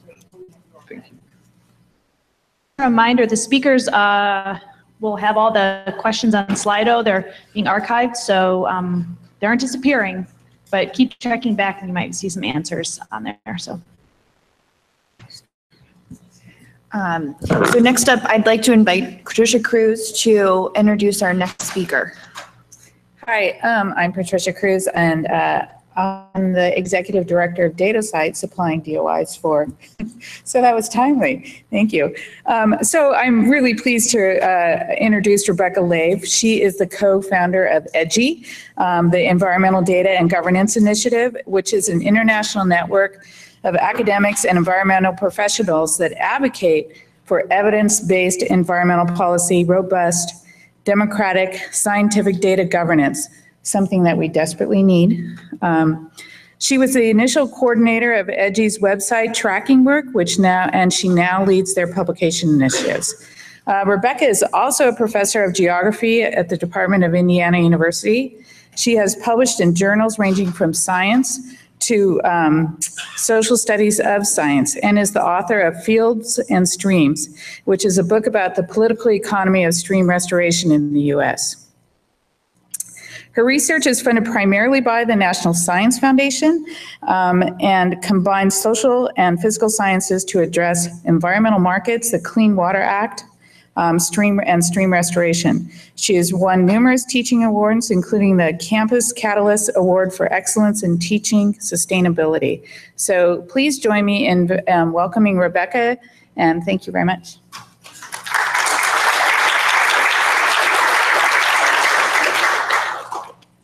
So let me just first say what a pleasure it is to be here. I'm really grateful for the invitation. I should also say that I am very much here in my EDGI hat, not my IU hat, even though we are on my campus. I have lots of unofficial support from my administration for EDGI, but I am definitely not speaking for the administration or the university as a whole today. I am really bad at staying with microphones. Can you hear me in the back, or should I go do the microphone anyway? Nope, mic. All right, I will stick with the mic.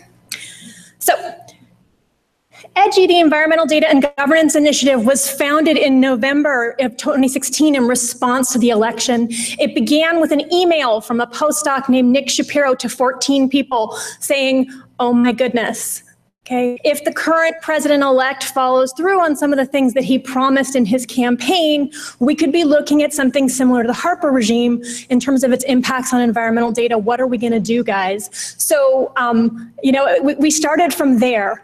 And I will just say that my version of this story of how I got involved with this was that I was teaching a class on environment and society last semester, and next week on climate change when the election happened. So I taught Wednesday morning at 9 a.m. after the election and came in, and it was like, all right, guys, what was up until now a fairly kind of normal standard class on this campus is now deeply politicized. It's going to be a same content, different conversation. Here we go. And I was walking back from that class and thinking about, we were studying renewable energy that day, and I was having students pull down data from the Energy Information Administration. And as I was walking back across campus, I was thinking, oh my gosh, I don't know if the information they're pulling down will still be here the next time I teach that class. And then I got back to my office, which is right next door, and on my computer was an email saying, hey, want to work on this? And I was like, oh heavens, yes, here we go, okay? So we grew from 14 people, primarily social scientists who worked on environmental justice and toxics, and to this point, we're more than 150 people. We're distributed across the US. There isn't like an EDGI office or anything, and it's basically entirely volunteer. And it's a wide group of people at this point, social scientists, natural scientists, lawyers, archivists, librarians, and a whole lot of coders. All right, so one of the things that we're trying to bring home to people, and this is not news to you, but just to say it again, is that the current moment is scary, but it is certainly not new. Okay, and we've just released a report on the EPA that's based on a bunch of historical data and more than 50 interviews with career EPA staff that's looking at how this current transition compares to past transitions, what the prospect is for the EPA moving forward. Okay. The closest parallel, and this will surprise no one over, say, age 50, is the early Reagan years in terms of kind of direct assault on the EPA. But one of the things that our analysis shows is that the baseline conditions are pretty different. Okay, the early Reagan years were scary, but most of the kind of scariest parts of them were beaten back. They were beaten back in a couple of different ways. They were beaten back by a very activist Congress that was very pro-environment, that held hearing after hearing after hearing, taking Ann Gorsuch and other top-level Reagan administrators to task. Okay, it's pretty clear we don't have that Congress now. Yeah.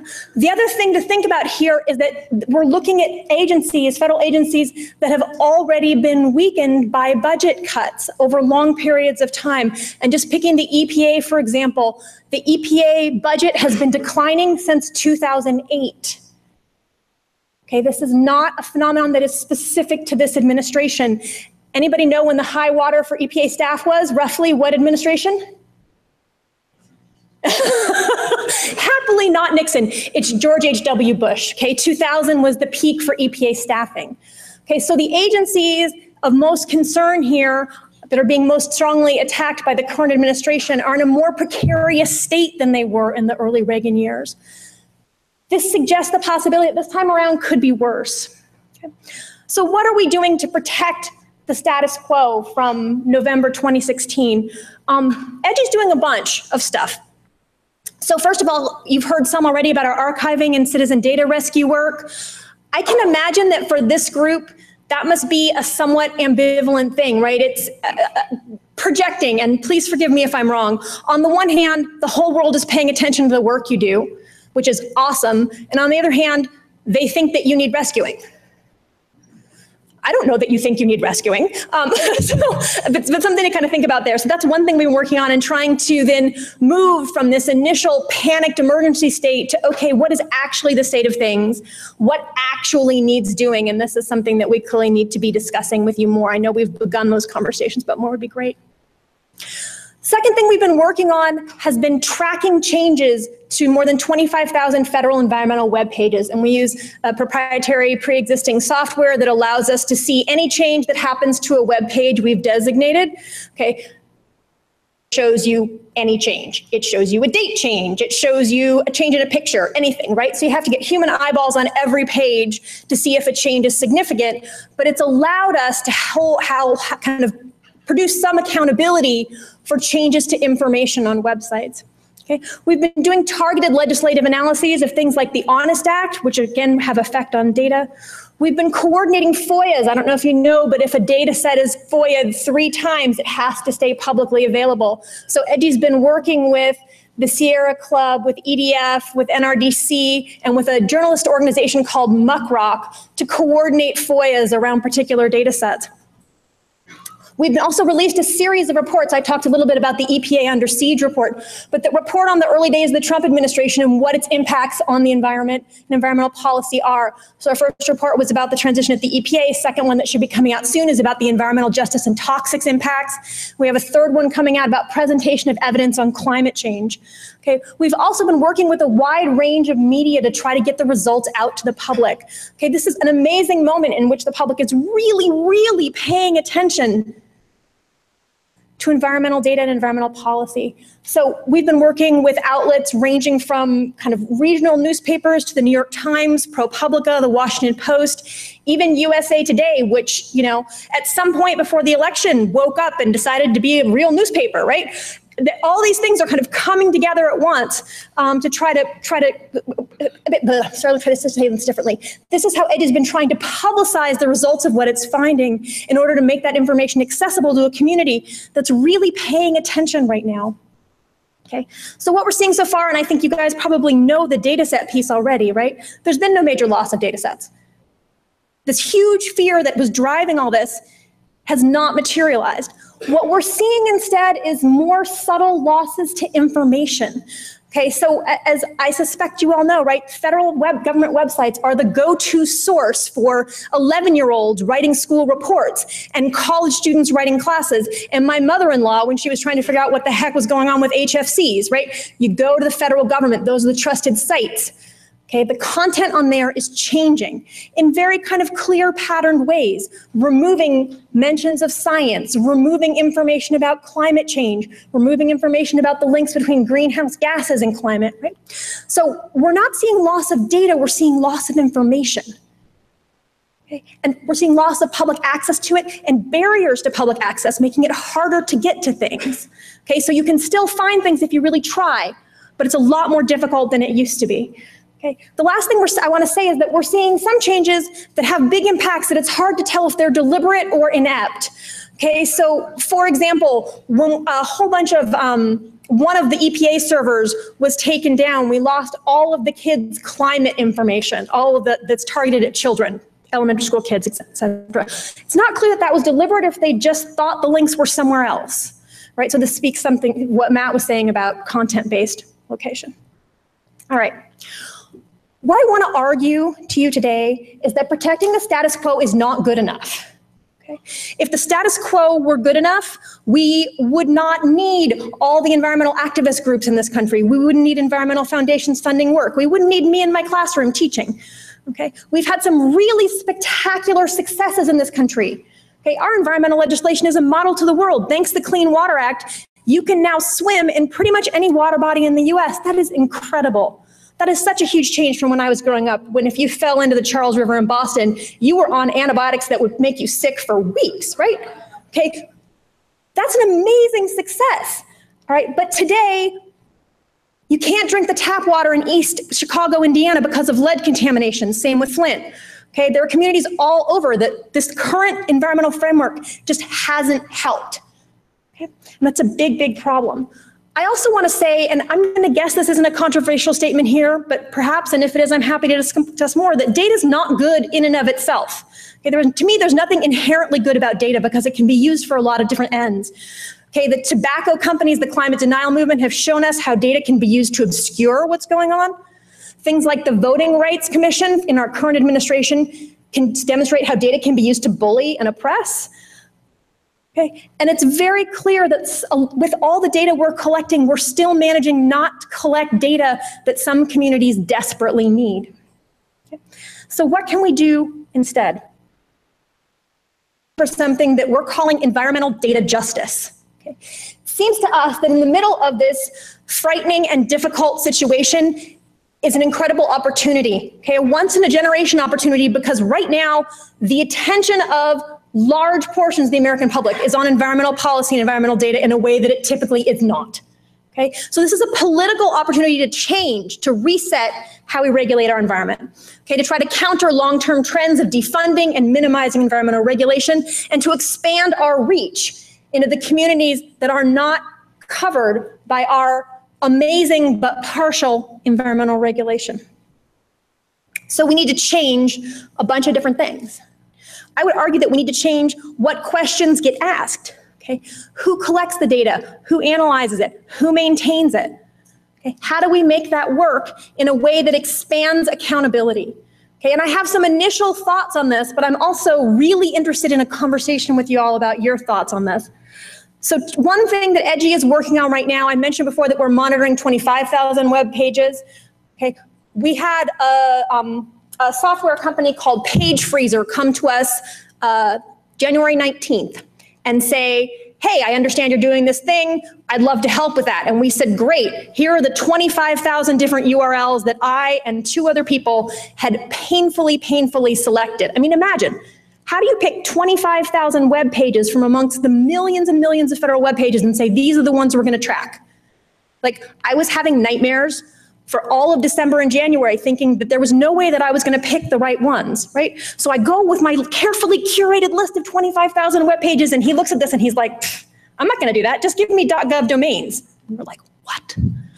We have 150 million web pages tracking data since just before the election, okay? Now, remember what I said about getting eyeballs on data to check change, on the web pages to check changes? When we go from 25,000 to 150 million, this is a whole different ballpark of problem. So one of the things that EDGI is putting a lot of emphasis and effort into right now is developing an open source public access portal where anybody who wants to can go through these changes that have been happening in federal environmental web pages. So let's say you're really interested in energy leasing. Okay, you want to know what's happening with fracking on public land. You'd be able to say, all right, I want all of the BLM pages where there's been a change in relation to fracking leases. Okay, so anybody could do that, any citizens group, any journalist. It's a big programming challenge. I'm not sure when it's going to come online. When I first was thinking about this, when we were first thinking about this in January, we thought maybe in 6 months. Now we're thinking hopefully early next year. But that's one way of thinking about making the federal government more accountable to everybody. Another thing I think is a sort of distributed archiving that Matt's been talking about. Okay, but I imagine that there are other ways to do this as well, to try to produce environmental data justice. And I would be really, really curious to hear your thoughts and suggestions about how we proceed with this. So thank you very much for your time, and I look forward to talking with you. Yeah.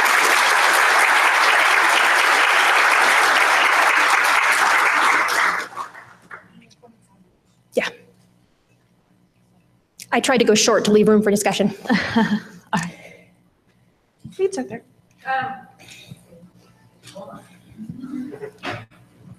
Do you work with the Internet Archive at all? Because I know that they have a change detector.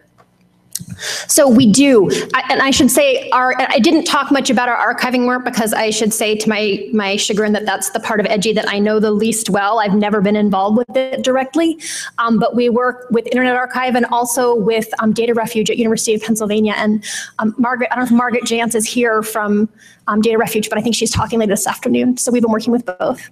And Internet Archive will show you that there's a new version, but they won't show you what's changed. So the difference with the software we've been using is that it at least highlights what the changes are. Yeah, but it's proprietary, so we would really like to develop something that's not. All right, we'll take the top voted question from Sketch here. It says, FOIAs require the targeted organization to spend resources on answering potentially negatively impacting the ability to curate the data. Yes, and I think none of us have the intention of making your lives more difficult. In fact, what we would really, really like is the opposite. So I think one thing that would be a really great form of coordination would be for and I'm not sure exactly what to describe this, the ESIP community or data managers more broadly. I'm not sure how to think about it, to say which data sets you think are vulnerable, and then we can just FOIA those. If things are not vulnerable, then I agree that FOIAing is wasting your time, which is not good. All right, we'll take one more from Sked. It says, in the spirit of data justice, how do we overcome this paradigm of mandated ubiquitous user registration to access earth science data at government agencies? Ooh, hot topic. I think I can't possibly answer that question. That goes out to you guys, yeah? I mean, because you're the ones that control that. Want to respond to that, or anybody want to admit to asking that, Steve?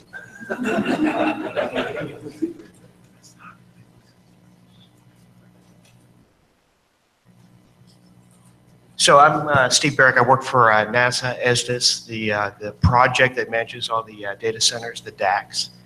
So the purpose of registration is so that we understand our users. We think pretty much all the time, get data out to users in a useful, consumable way.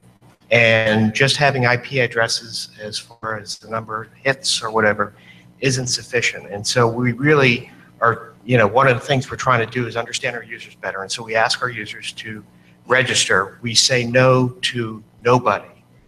So it's not a gate, it's a turnstile.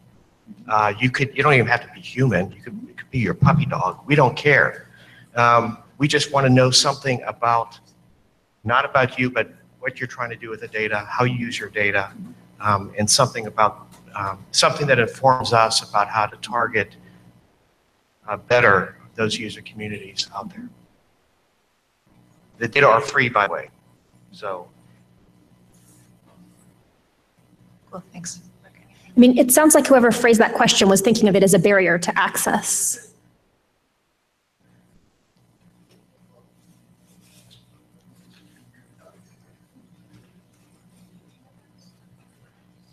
Yeah, I mean, I agree with Steve. I think one of the challenges, I worked on Braverman, I worked in a data center at a different agency for quite a while. And we had, because of privacy concerns, which are very seriously considered, a lot of problems with trying to understand users and reach out to users. And it was interesting, yesterday in Welcome, we had an introduction to a lot of interesting technologies that we're using to improve communication among the group at ESIP and our colleagues that are online. And in most of those situations, we also have to log in. I mean, how many people have Git IDs? Are we logging into Slido? How many people created sketch IDs in order to participate in this meeting? So, I mean, I think this question is interesting, but I agree completely with Steve that this is, there are many other commercial groups that we have IDs, that we have logins with these days, and they're doing it for the same reason. So this question is a little bit either short-sighted or narrow-minded. And I'd be happy to talk to whoever wrote it. Outside with daggers, guns at 10 paces? No, sorry.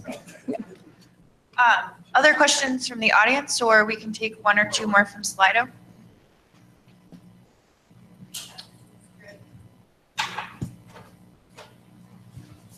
Thank you. I just want to address one of you mentioned, you deal with the 25,000 websites, right? And you check all the change, and you mentioned that there's no major data loss you found so far. Is that correct? No loss of data sets. Yeah, no data sets, and you say major, right? Major data sets. So how do you distinguish, identify what are major or not? So to me, just see, because it's too hard for you to examine those 25,000 websites, right? So do you or have some prerequisites that say, well, this data are major, or you just kind of try to identify them, or simply by on your own analysis, you say, well, there's no major change in there. Yeah, okay, that's a great question. So, and a little bit gets to one question that came up for Matt that I'm not sure got addressed. Sorry, all right, stay put. I move all the time. This is very challenging for me to stand still. So first thing, the way that we picked those 25,000 web pages was from a bunch of different sources. So first of all, Union of Concerned Scientists did, and I think Data Refuge was involved in this well, did a survey of scientists saying, what are the data sets you use the most? What are the most important ones for you? We also looked specifically at things that were called out in the documents published and actually published on the record and off the record about the transition teams at different agencies and what they were targeting. The House Freedom Caucus put out a plan for the first 100 days that was actually quite detailed about what aspects of environmental policy they were intending to get rid of. And then there was a fair amount of internal expertise within EDGI about different things. So that's how we pulled it down. And I told you about my sleepless nights. I was sure we were missing things that were important, but we were trying to pull things that way. So major versus minor is maybe the wrong way to put that. But what I'll say is that, for example, we know of a data set on air quality, US-Mexico particulate matter air quality data set that's gone down, okay?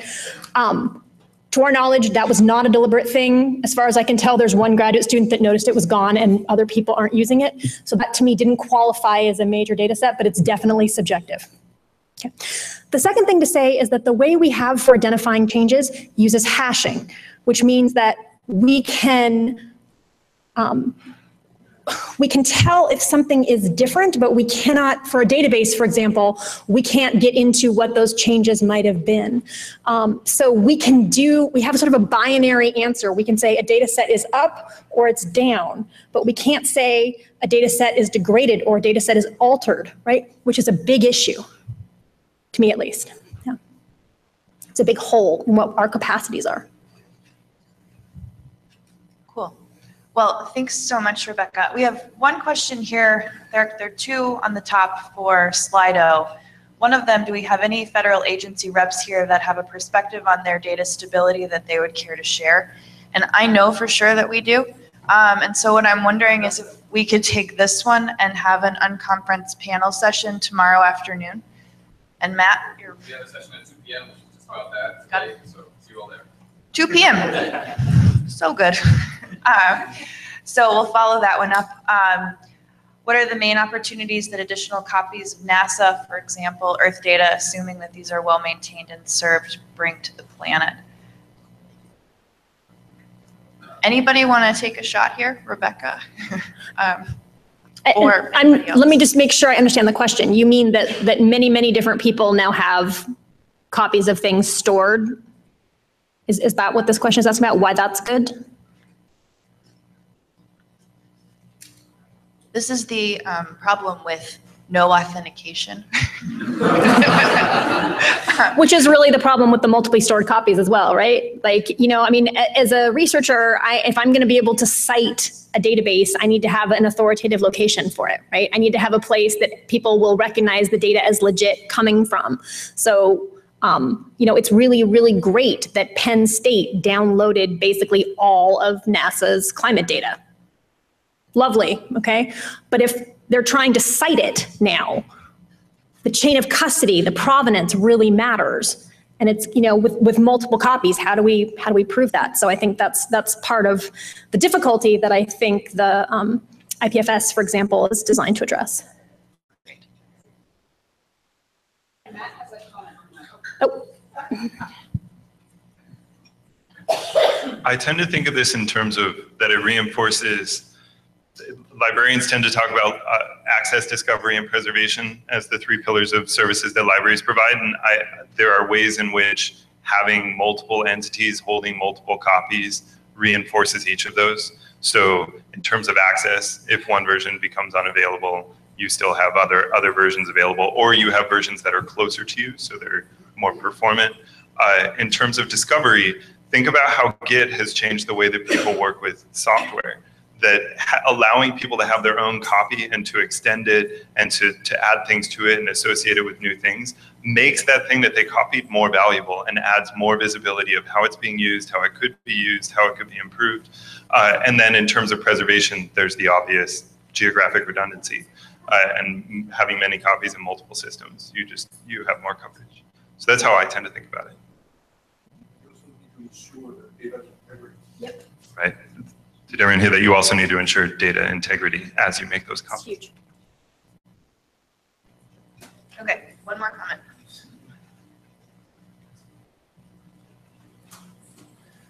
Yes, we know that many of these agencies, like the EPA, are being targeted for budget cuts. But do we know that the particular parts of these agencies that deal with data management and preservation are particular targets, or are they being, not targeted? Do we know what their particular situation is? My understanding is that we don't actually have a new budget yet, right? I mean, the House Republican caucus released a proposed budget on Monday, I believe.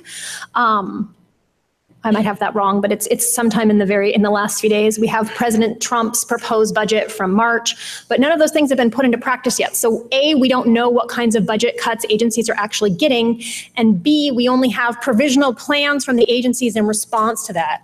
So for example, EPA has released several iterations of how it's going to deal with the proposed 31% budget cut that the Trump budget included for it, right? And they've talked about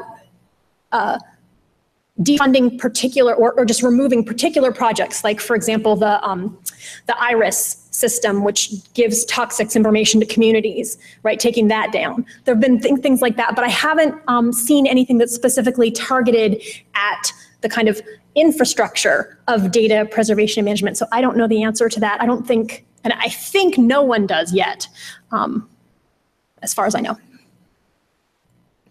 Great. So let's thank Rebecca one more time and thank all our speakers.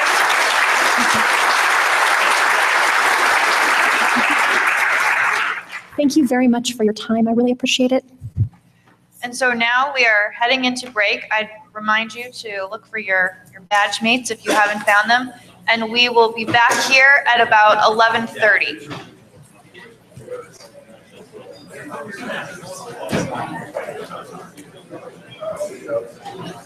I wanted to thank you both.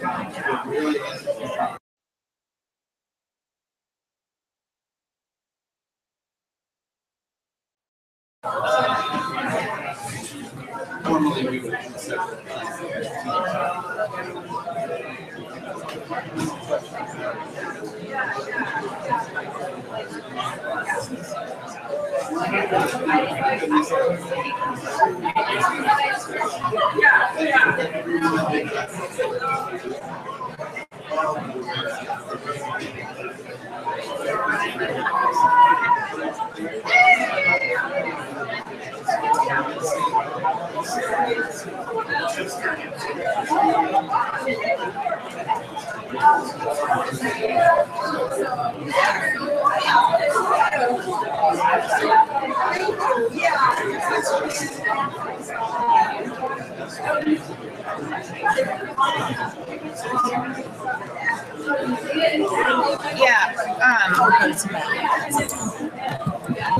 When do you leave next week?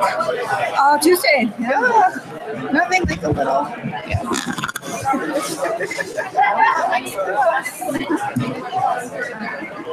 Oh, wait, that's a new one. Oh, that's a fancy one. Yeah, it was fun to be at the open workshop. That's just such a legacy that, yeah, it's just yeah, and you know, it was good to see Lee. Oh, he was there. He's one of our Ted and Lee go way back. Their kids went to school together. They did all the things together. So he's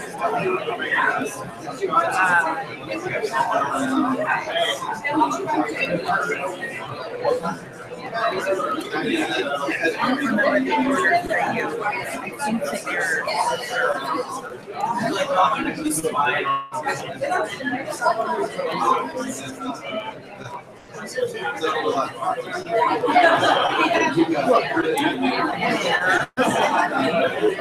You just want to, yep, absolutely. Okay, can you pop it up and just make sure it pops up?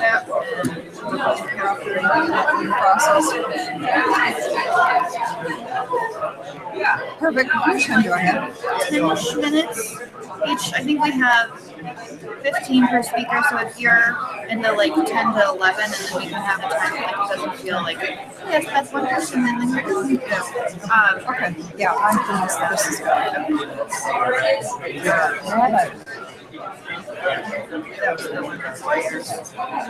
okay, this is good. Yeah, this is all fine. Good. And then can I do,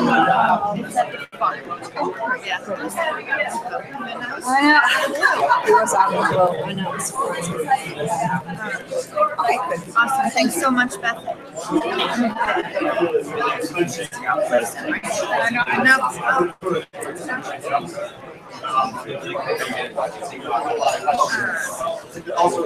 And I think I'm not sure how much time you have. Yeah, I think like 10 minutes. Yeah. Is it 10 minutes each for the speakers and then 15 minutes for panel discussion? Oh yeah, there's a lot of extra. I also like do a lot of like increment. Yeah.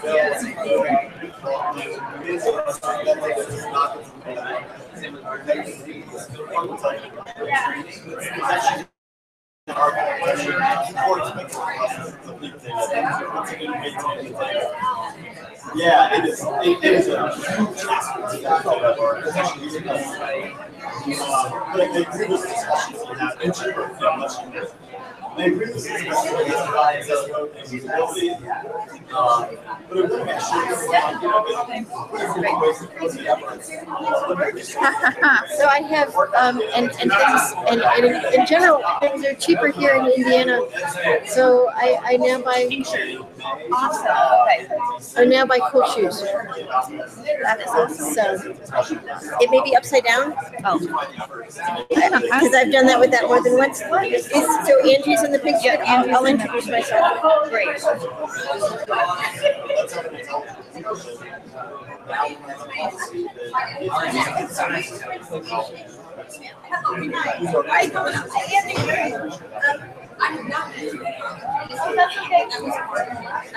It's nice to meet you. Yeah, Beth is over in the blue. I very, very much. I just this is what just randomly over things.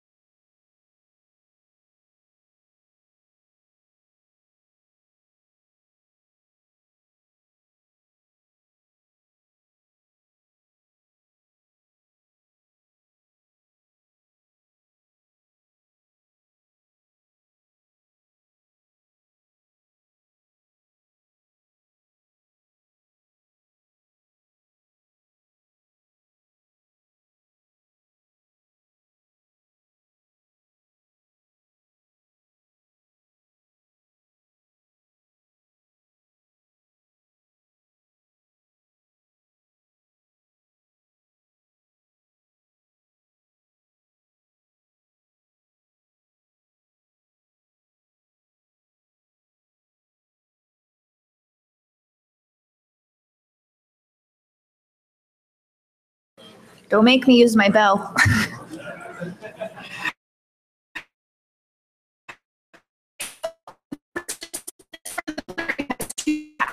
The first part of the plenary is following on Rebecca. We have 3 more speakers from IU. And, really, I think Bloomington has been a terrific place for ESIP. And one of the interesting things is that these 3 speakers sort of knew of each other, but hadn't really met. So, ESIP bringing people together even at their home institutions. So the first speaker, I'm going to turn it over to Mike to introduce.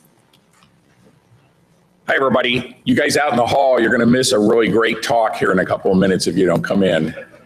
So I had a few minutes this morning to spend with Jennifer Schopf. I think I got her name right. Close, anyway. All right. From Indiana University. Jennifer is the director of international networks, which essentially is responsible for providing the NSF services or managing the NSF networks that reach from North America to Europe and Africa and to Asia. And we had actually a really fascinating conversation. She looked at her watch and realized that we were already late for the 9 o'clock meeting. And it was like, oh, crap, I got to stop talking to her. So she's going to talk about end-to-end data movement and engaging the user community and trying to help them understand how to debug some of the problems of moving data from one place to another. So as we start to talk about the ubiquity of data and the ubiquity of the users trying to do that, this becomes more and more and more of a critical problem.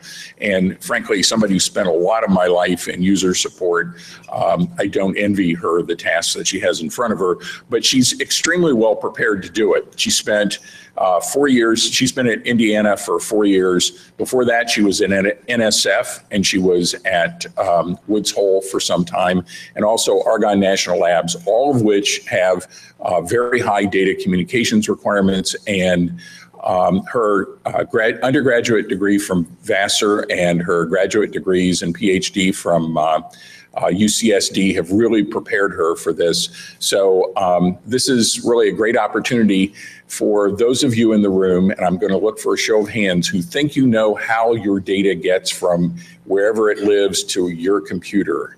Show me a raise your hands if you think you understand how that works. Okay, so maybe half. All right, well, let's see at the end of this talk if you actually still believe that. So thank you, Jennifer.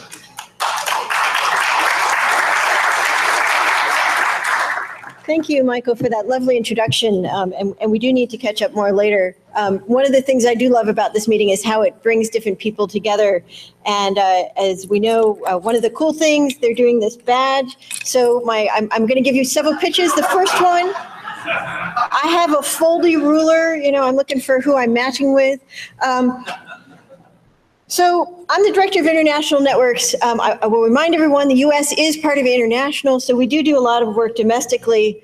When I started 4 years ago, I inherited a really great portfolio of backbone networks between the U.S. and Asia and the U.S. and Europe. We've now extended that actually down to Europe, to Africa. We do a fair amount of work there. But we've turned the ship a bit, so we're thinking more about measurement and monitoring and how do we support end user science. So we've got these huge networks in place, 100 gig between Seattle and Tokyo, 100 gig between New York and London, and they're getting used at about 5 to 10% on a regular basis. So we've been spending a lot of time and effort on measurement and monitoring. Is the link working? Who's using it? How are they doing? And working with end users to figure out how do you actually get your data from point A to point B successfully. We've all had the experience of, I moved this data 2 weeks ago and it took me about an hour. I tried it yesterday and it still hasn't finished, right? Everybody's done this? Yeah, So the first thing is, if there isn't a metric, it doesn't exist. Harper Reed actually came here to IU as part of a statewide IT conference we hold every year. Harper Reed was the CIO for Obama's second campaign. That is arguably one of the first political campaigns that really looked at how tech works. And they had metrics for everything. In NSF space, the National Science Foundation has been spending millions of dollars every year for international networks and networking in general for 2 decades. One of my projects celebrates its 20th anniversary next year, so we're also almost legal like ESIP. but they've never had measurement and monitoring to understand what's going on. So in the last year and a half, we started up a new project called NetSage, which looks at network measurement analysis and visualization, primarily to figure out what is going on in the networks. So right now, we can say things like, how are the links being used? Where are the congestion points? What we want to be able to do, though, is to say things like 30% of this data is for earth science, so we should be spending more time with geoscience conferences to help those end users and to meet with them. We have a variety of data sources. I can talk to you more about that if you're interested. But if you go to the NetSage portal, which is portal.netsage.global, you'll see 3 different pieces. One is the current network status. I think I did this clip yesterday. It gives you a 12-hour overview. So in the last 12 hours, it had shifted 176 terabytes of data. And the max speed on these links, most of which are 100 gig links, was 5 gigabits per second. That's pretty sad. That's 5%. We have some other statistics, and you can look at this. This is always these are all of the NSF-funded links, and it looks like, wow, you got lots of cool stuff going on, but if you look at the scale on the left-hand side there, the top number is 6. So again, what's going on here? It's not that the routes are messed up, it's that the really large data sets are still being shipped by disks and FedEx. SneakerNet. So our year 3 focus is really looking at what are the top sites using these links so that we can help them move their data better and more effectively. What are the science projects doing this, and can we identify what's going on? And we know we can do this in the specific. So one of my projects, the link to Asia, is called Transpac. And here's 3 months of data. We collect this and then we look at it at an organization level. We can see, so this is, we actually wind up with 4 graphs, which I'm only going to show you 2. So we get pass inbound by source and destination separately, and pass outbound by source and destination. And here's inbound by destination. And so Asia data coming into NASA and USGS, these are always in our top 10. Data outbound, NOAA, NASA, USGS, NCAR. Okay, they are always in the top 10. So one of the first times we could gather this data, we did find out 1/3 of the data on Transpac generally somehow related to one of these archives, which enabled me to step up our involvement in ESIP, and which enabled this meeting to eventually come here, which is fabulous. So what does this mean for you? Right now, not a whole lot yet, because we don't have instrumentation on the data transfer nodes. We've just gotten some supplemental funding, actually just last week, to start instrumenting data transfer nodes more seriously so we can get ground truth from data sources to understand the data that's being moved in and out.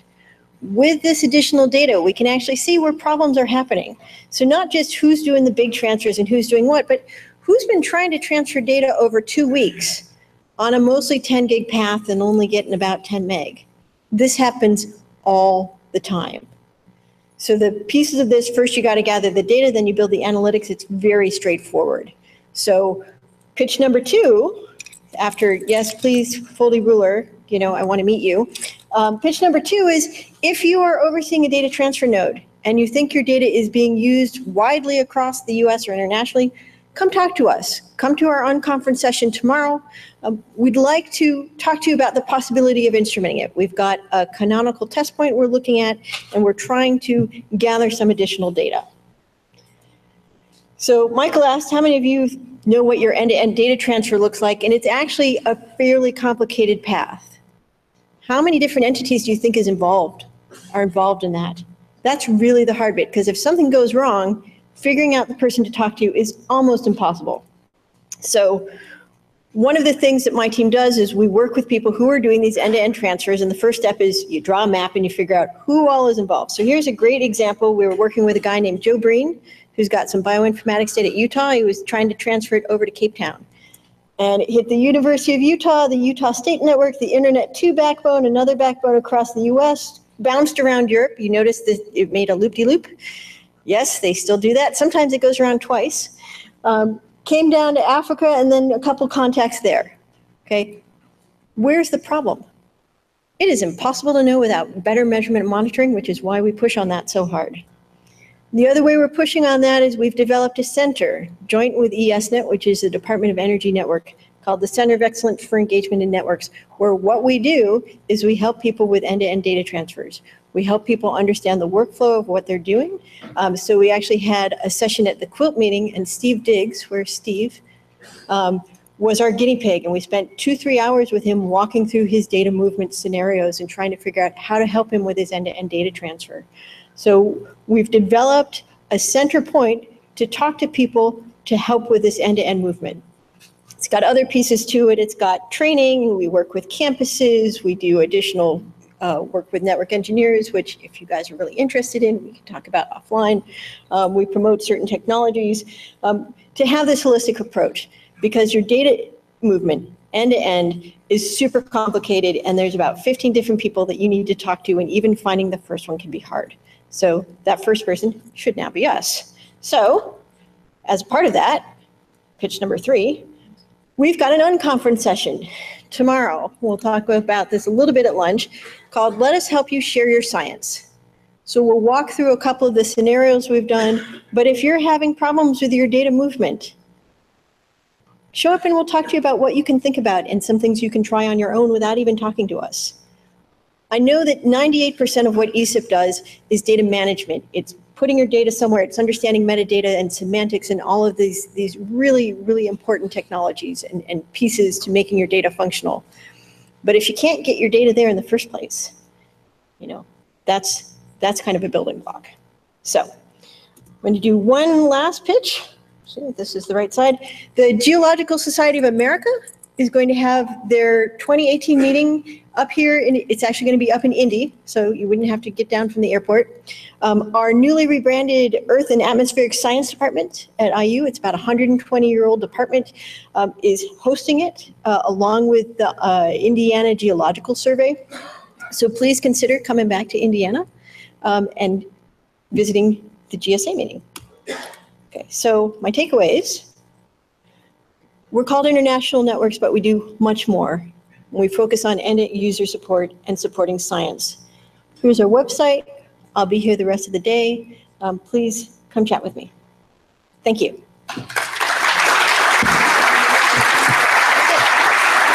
And I think if anyone has a question.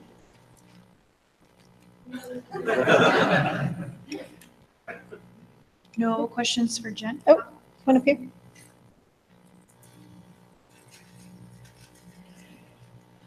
Do you plan to make any of that measurement data, those metrics that you're going to collect, available to be analyzed? Right. So the question was about, can we make the data available for analysis? So some of the data will be available, we can make available for analysis. Some of it is under data privacy concerns. So we're walking a fine line there. So for example, all the flow data gets de-identified before we archive it. So it gets tagged with science types and universities and IP addresses and names and such gets stripped off of it. We're happy to talk to you if you want to explore that. It is complicated, especially when you're doing this internationally. So for example, the Asians are much more open to sharing data than the Europeans, which is in part why I use the Transvac example. Any other questions for Jen? Great, well, let's thank Jen one more time. Thank you.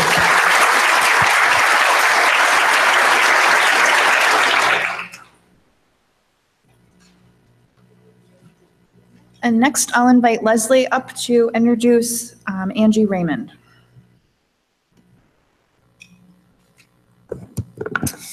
Hello. I'm Leslie Shee. I'm the coordinator for the Community for Data Integration at the USGS, and it's my pleasure to introduce Angie Raymond. Angie Raymond is an assistant professor at the Department of Business Law and Ethics at the Kelley School of Business, Indiana University, and an adjunct assistant professor of law at Moore Law School in Indiana. She's currently a visiting fellow in international commercial law at the Center for Commercial Law Studies, Queen Mary, University of London, as well as a professor in the International Business Law program at the University of Navarra, Spain. She lectures on international arbitration at the World Intellectual Property Organization as well. Angie has written widely in international commercial law, international commercial arbitration, and international secured transactions in such publications as the Harvard Negotiation Law Review, Northwestern Journal of Technology and Intellectual Property, and the American Review of International Arbitration. So please welcome Angie.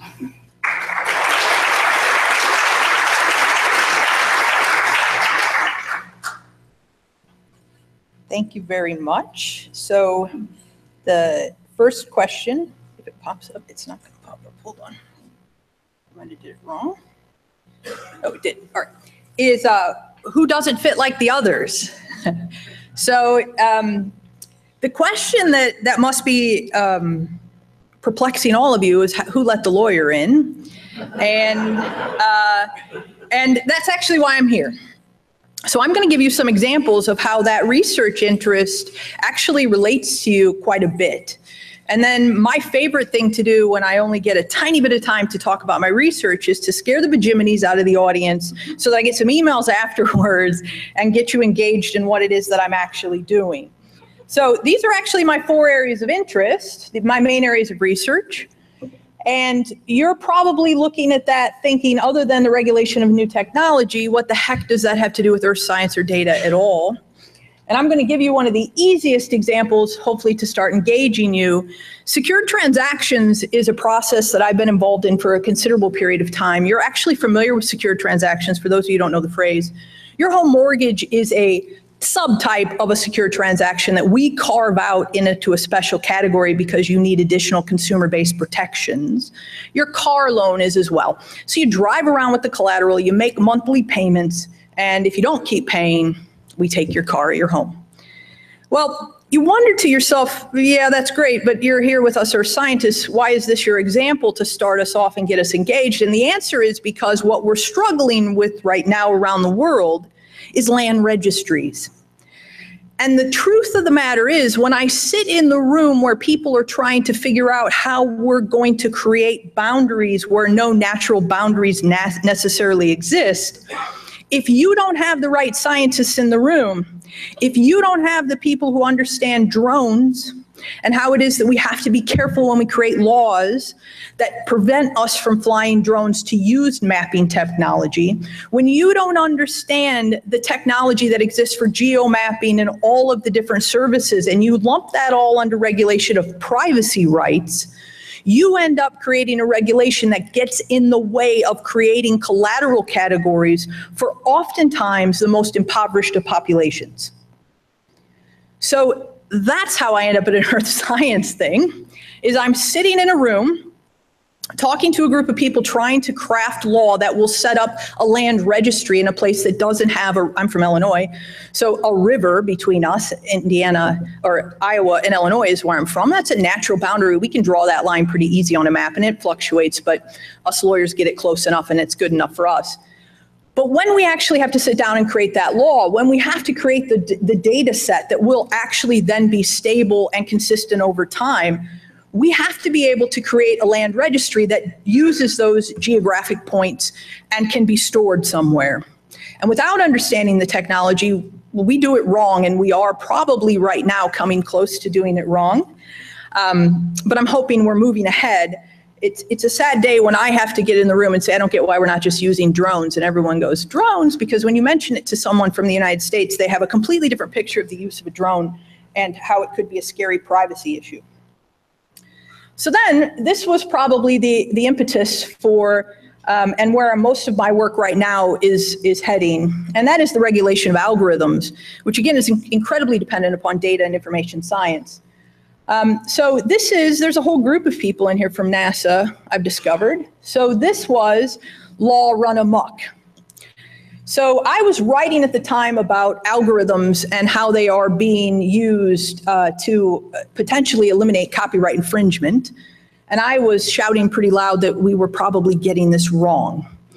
The DMCA is the law that created the incentive, the Digital Millennium Copyright Act, created an incentive for your intermediaries or third-party providers and other applications to police their networks and reduce copyright infringement. And they do that through what is a pretty silly process, quite honestly. And what then happens if they notice that someone else has claimed a particular, for example, photo or video image, and then it is reused somewhere else, a mechanism exists behind the scenes that literally shuts down the video feed. This is what occurred to NASA during one of their critical live streams on their own YouTube channel, when YouTube shut it down because a news publication a few hours earlier had published about the live stream that was about to happen on the NASA YouTube channel. So this is an example of a time when we have created, at the time the DMCA, so the Digital Millennium Copyright Act, was written to create kind of a balance and an incentive for industry not to be worried about being copyright infringers, because the penalties under the DMCA are just incredible. So we wanted to allow this entrepreneurial nature, so we gave them all these protections, but we insisted they behave like good citizens and they prevent copyright infringement by doing this policing. The reaction was, of course, as all big business, or many big businesses do, is to create the most efficient, cost-effective system that they could. They automated it, and an automated mechanism happens behind the scenes. This was actually an algorithm, in all fairness, that actually operates behind the scenes, shut it down, and there's no red box, there's no magic phone that you can call up YouTube and say, hey, turn us back on. The problem with this, in addition, is also the fact that, at least in the United States, this is not necessarily true in Europe, we also have an understanding of copyright that doesn't match in many ways the rest of the world. And if you're familiar with the monkey selfie, so this is the thing that's everyone's wondering, can a monkey own a copyright? Well, that's an intriguing question of whether or not a non-human can own a copyright. But for scientists, your first question should be, why does everything that's done have to have a copyright? Maybe there are just things that we as a society own, and that again is your science argument. And our copyright law literally barely reflects that, in all fairness. It has a very difficult time recognizing the exceptions that exist if they do. And of course, we'll find out what happens if actually anyone agrees. So this is my argument, and you're going to get the plug at the end of why I'm hoping to start getting your attention, not that I expect you to understand copyright. Regulators often fail to identify issues and then create incorrect incentives. They forget the scientists, they don't understand it. And this becomes incredibly true when new technology emerges. And again, we can look at drones, we can look at the new use of hashtags. So the lawyer in me, as soon as I heard hashtags as a digital identifier, immediately went back to the Napster days of when we had peer-to-peer networks. And how the industry responded to that in a very terrifying way that should be part of the larger conversation pretty soon. So let me tell you how, even when a good group tries to do something wonderful, it still can go amiss. So this is an example. RDI is the Research and Development Institute. I'm not sure how many of you are familiar with this. Full disclosure, they paid, so I'm an academic, so I'm lucky I have a research budget, but not everyone does. So they do studies where they pay for everything. They bring us out, we get to spend time in DC, it's super fun. It's not. And it's not in the nice part of DC either. If you've ever been to the building, I'm like, this shouldn't count as DC. You're kind of sequestered in this area.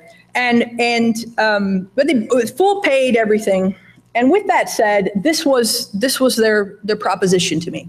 Future building research agendas, awesome, to address the effects of technology change, right, protection, constitutional rights. None of that you're worried about. Let me show you what, however, this is literally on their webpage. So the reports come out and you can read it if you're interested in it, because of what I need you to begin to understand is a lot of your technology, a lot of the data that you generate is being used, and it might be being used in ways you don't know it's being used. And the question for you, in my opinion, as an industry is, are you okay with that? I mean, that to me is a fundamental question that we should be asking. It's one of the reasons that I'm here today, is attempting to get the group to begin to think through the fact that if you cannot communicate well to the policymakers, we get it way wrong. But like a lot of policymakers and lawyers, I'm very quick to say, if you can give me a 2-page summary and then I got it. And I don't. I literally don't, but I can get close enough. This should worry you. So here's their plan. This is here's what's going to happen from this. Here's their plan. we gathered together, we convened a panel of criminal justice practitioners, legal scholars, and individuals from the civil liberty community, think the ACLU. I was in a room of about, I guess, 30 people, 35 people.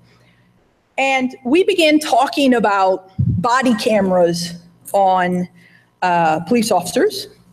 We begin, and the videos that are produced. We begin talking about geopositioning and that type of technology. We begin to start talking about a lot of technology that you are very, very familiar with.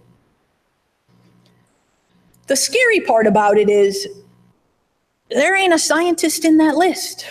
That's a fancy way to say a whole group of lawyers who probably didn't take science as their BA are now about ready to design a research agenda to talk about and create policy as it relates to your technology, the technology that you think is fundamental to our basic, quite possibly, existence. We're going to goof up your use of drones under the concept of privacy. Why? I mean, just think, we're going to goof up your use of geopositioning. We're going to goof up your map renditions, your Google, all of that stuff that is very commonplace and in wide use within your industry. We are attempting to understand and are trying to craft law as it relates to the protection of constitutional rights. Here, privacy. Here, data. Europe, it was just mentioned, Europe has a completely different view of how data should be handled. In the United States, it's very much buyer beware, for lack of a better phrase. And you've probably already signed away most of your rights when you click and use whatever it is you're using. So, but that's not allowed in Europe for the most part. So all of that technology, all of that, we are now trying to put in place regulation and protections that will assist you. But in my opinion, we don't, I'm surrounded oftentimes by people who don't understand technology. And I'd like to suggest to you, I only understand it well enough to be dangerous. So I'm going to work on here my plug in a second. Let me give you what this has evolved into. So I'm sitting at the RDI Institute, and it becomes incredibly clear to me that I'm in a room full of people who are going to craft the research agenda for the next 5 or 6 years. These are the research agendas that will get funding from several very large agencies, who are going to be crafting then what will come out of that will undoubtedly be policy and law. And they don't have a clear understanding of how the technology actually works. So we're going to goof this up, I'm promising you. So this, as I'm sitting there, my current work then began to take a very sinister turn. And I began to realize that the justice system also uses tons of open source, open to the public data, and that we haven't done a good enough job of how we're going to clean up that data in a way that it doesn't reflect biases, prejudices, and dependency issues. So that's what I'm currently working on, just to close the loop. It is not 100% in your area, obviously, but I do want to close the loop. So here's why I'm closing the loop, though. This is my plug. I only have one, so hopefully you remember it. This is the Ostrom workshop here at IU. And this is what they're currently doing. And you'll notice, and some of you might know my cybersecurity friend from Kelly Scott Shackelford, who does tons of stuff in this area. Natural resource governance also is obviously, so these are very large issues that resonate with you. What we are now hoping to, however, add is this new program. And should we be successful, you know how big institutions are, so everyone's got to check the boxes and find the funding and, you know, sign the papers. If we succeed in this, my hope is to engage you all a lot more of the conversations as we begin to set research agendas and begin to understand that a lot of what you're doing and a lot of the struggles that we face, you've actually already faced in some ways. And we need to begin to both help you figure out how your open data can be used and not used against us, but also how we can create data management, information governance systems that don't get in your way along the way. And if we don't have that, if we don't solve that, we're moving into an era where data is going to be regulated.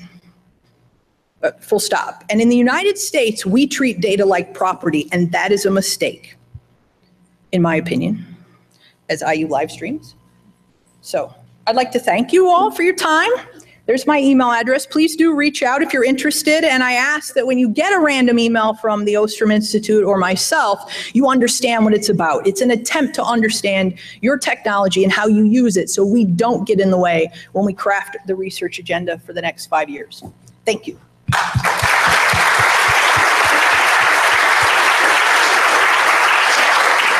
Thanks so much, Angie. So while we prepare for the next speaker, does anybody have a question for Angie?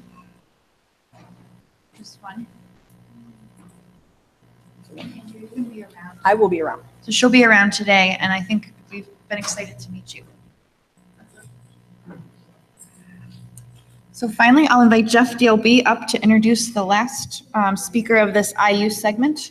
And Jeff also had a small plug to make, so come on up, Jeff.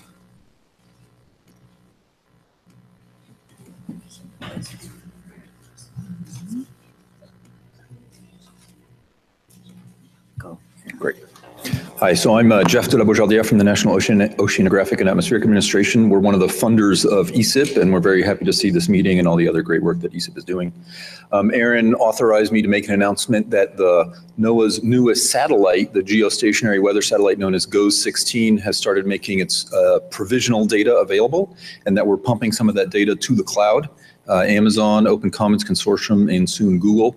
So we added a sort of last minute session at 2 p.m. today in this room if you're interested in learning a little bit more about that and maybe helping brainstorm some ideas of what could be done with the data, what kind of tools we might need, that kind of thing. Aaron did not authorize me to say that there's a telescope on my badge, so I won't say that. All right. And next I'd like to introduce Dr. Beth Plale. Dr. Beth Plale is a professor of informatics and computing at Indiana University, where she directs the Data to Insight Center and serves as science director of the Pervasive Technology Institute. Dr. Plale is founder and co-director of the HathiTrust Research Center, which provisions analysis to over 15 million digitized books from research libraries across the country. And she is past chair of the Technical Advisory Board of the Research Data Alliance. Beth earned bachelor, master, and PhD degrees in computer science. She also serves, and this is how I know her, on NOAA's Science Advisory Board Data Archive and Access Requirements Working Group. Please welcome Dr. Beth Plale.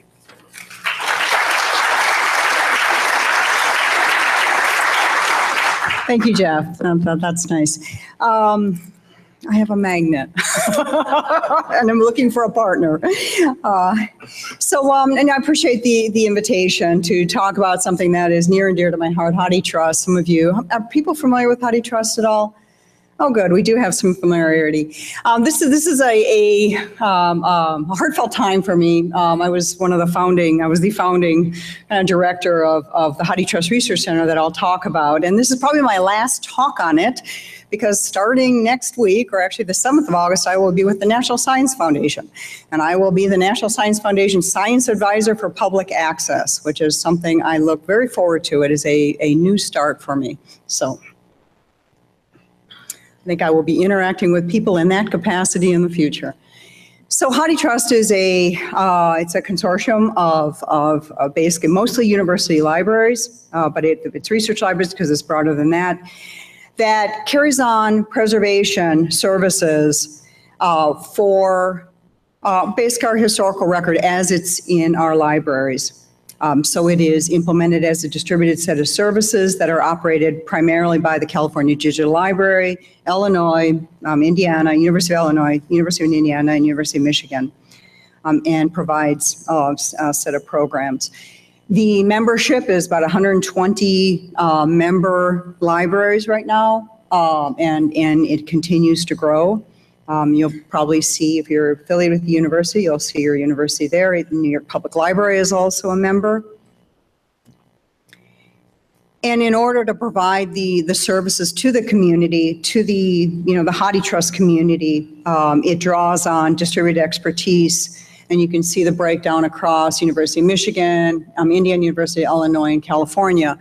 So the reason I was invited to talk is Indiana has a very strong prevalence both in providing basically a mirror copy to HathiTrust for preservation and access, and then also for the computational analysis, which is a joint project between Indiana and Illinois.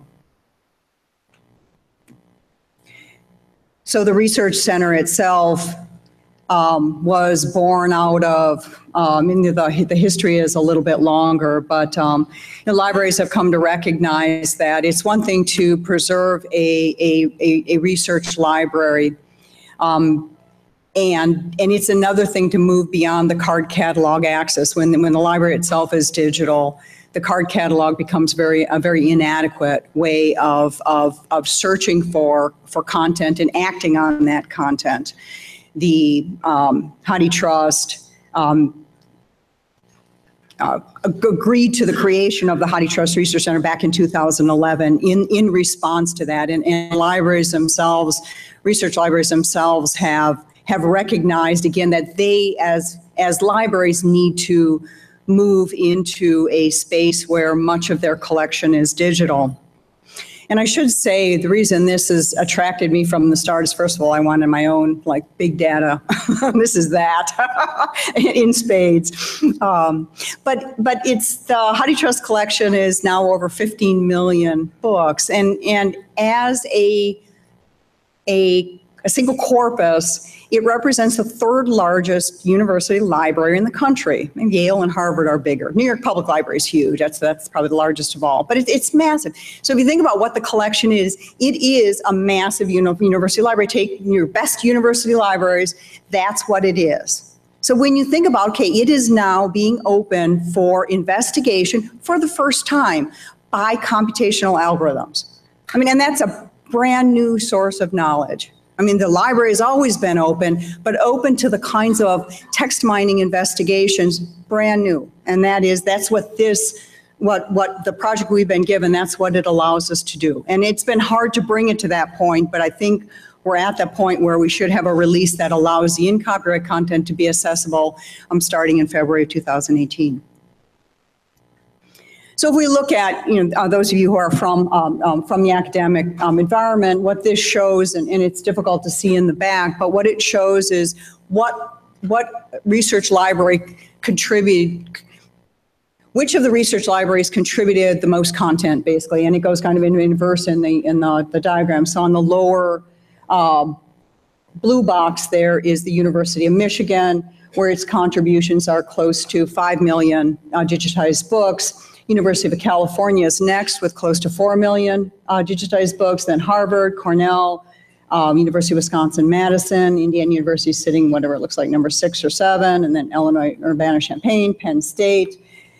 So again, and then it gets smaller denominations from there. But again, you see these contributions from everywhere. And initially when the contributions were made, it was basically how a library was looking at what they wanted to digitize first. So they're very special collections, the old books that weren't amenable to being basically, like we did in college, lay it out on a scanner, lay it out. You can't, your very valuable books did not get scanned, even though the scanning mechanisms were far more professional than what we were doing. So it is nuanced in its makeup. So based on language, the right-hand side of this shows that 50.5% of this is in English. The next largest, if we're going clockwise here, is German at 9.3%, French is at 7.3%, Spanish at 4.3%, Russian at 3.5%, and then so on. Chinese at 3.4%. So half of the books are in English.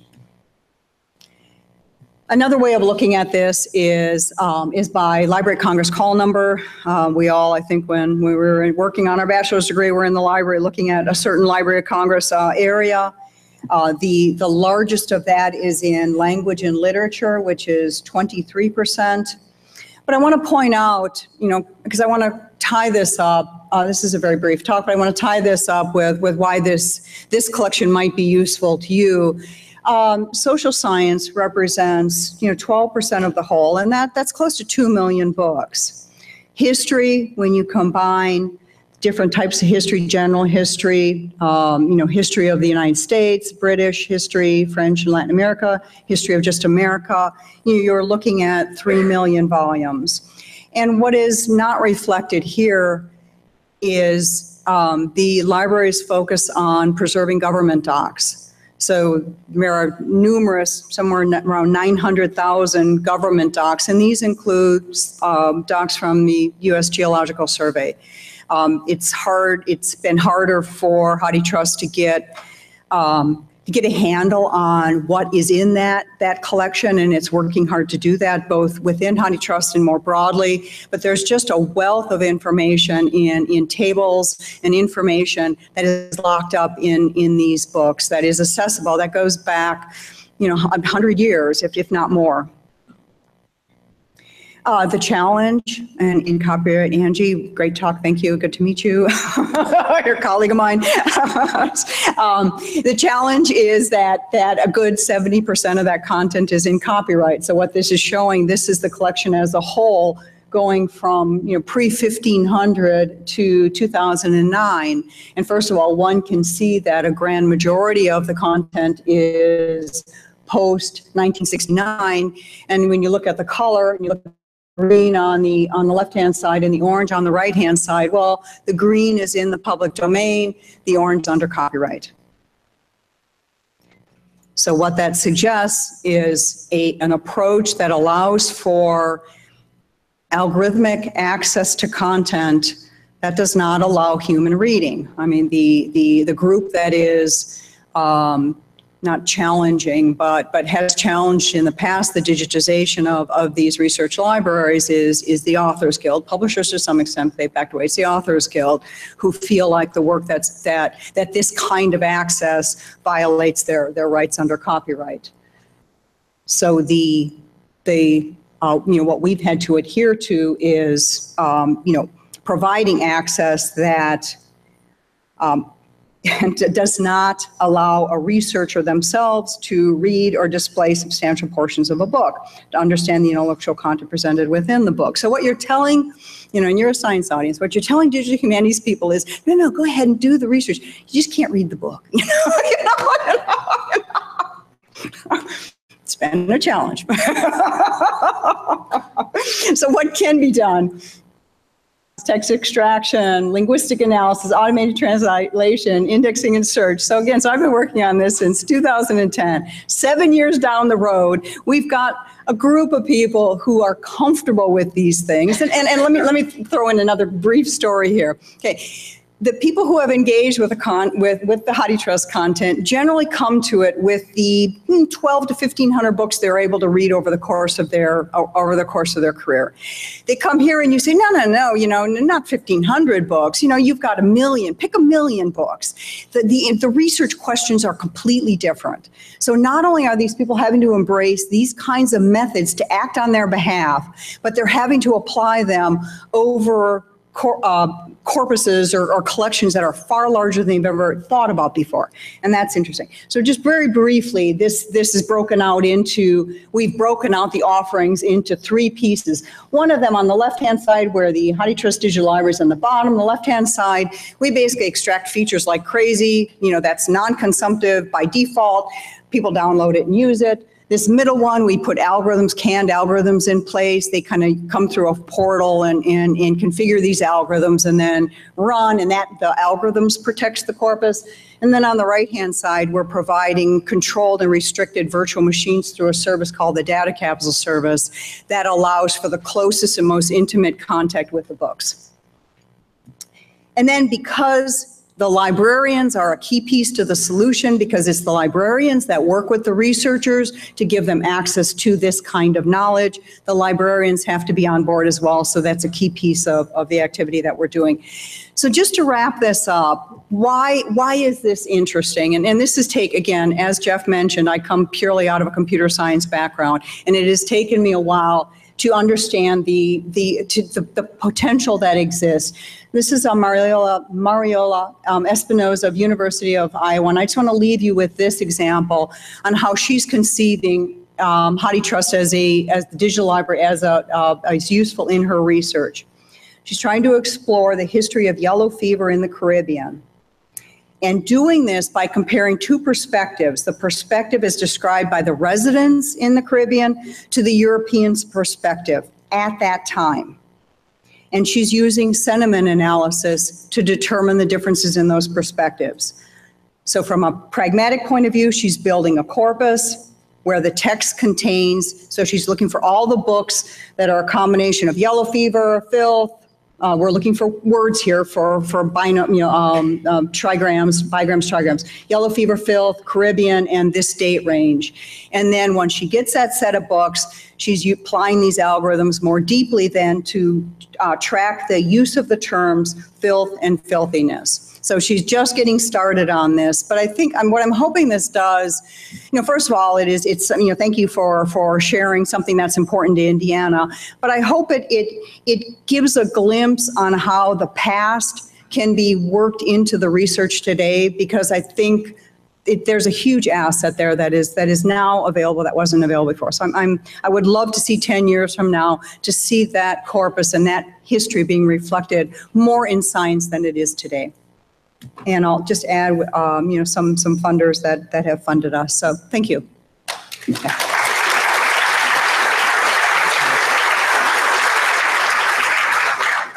So thanks so much, Beth.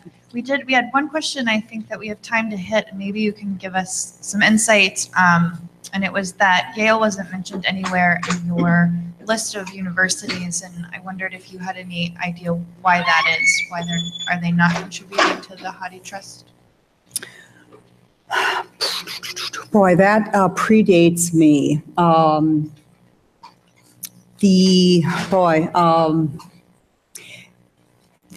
can only offer a partial answer, and this, I'd have to follow up with this person. I can certainly follow up. I think the public universities were more responsive than the private universities were. I think for a lot of reasons. I think the private university libraries generally tend to work independently on initiatives, where the public universities, Google did initially go to the University of Michigan. Indiana jumped in quickly because the Big Ten universities work really well together on a number of initiatives. So it kind of started there, and that might have precluded the private university engagement, at least initially. But I could follow up and get something completely factual on that. Super. Great. Well, thank you so much. Thanks. And let's thank all of our Indiana speakers.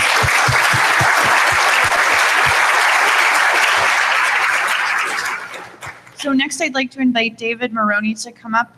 So I think as people who have been in this community for a while have seen, we've been building up some information quality expertise that started really, I think, in Santa Fe when we had some of the first information quality meetings with Greg Leptic, and Rama and David and Peng have put together this amazing, I think, last bit of our plenary. And so with that, I will get your slides up, and you can go ahead and start introducing. Thank you, Erin.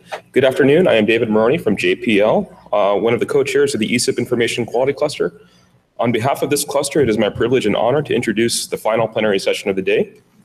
I would like to start off by acknowledging my co-conveners, without which this would not have come to fruition.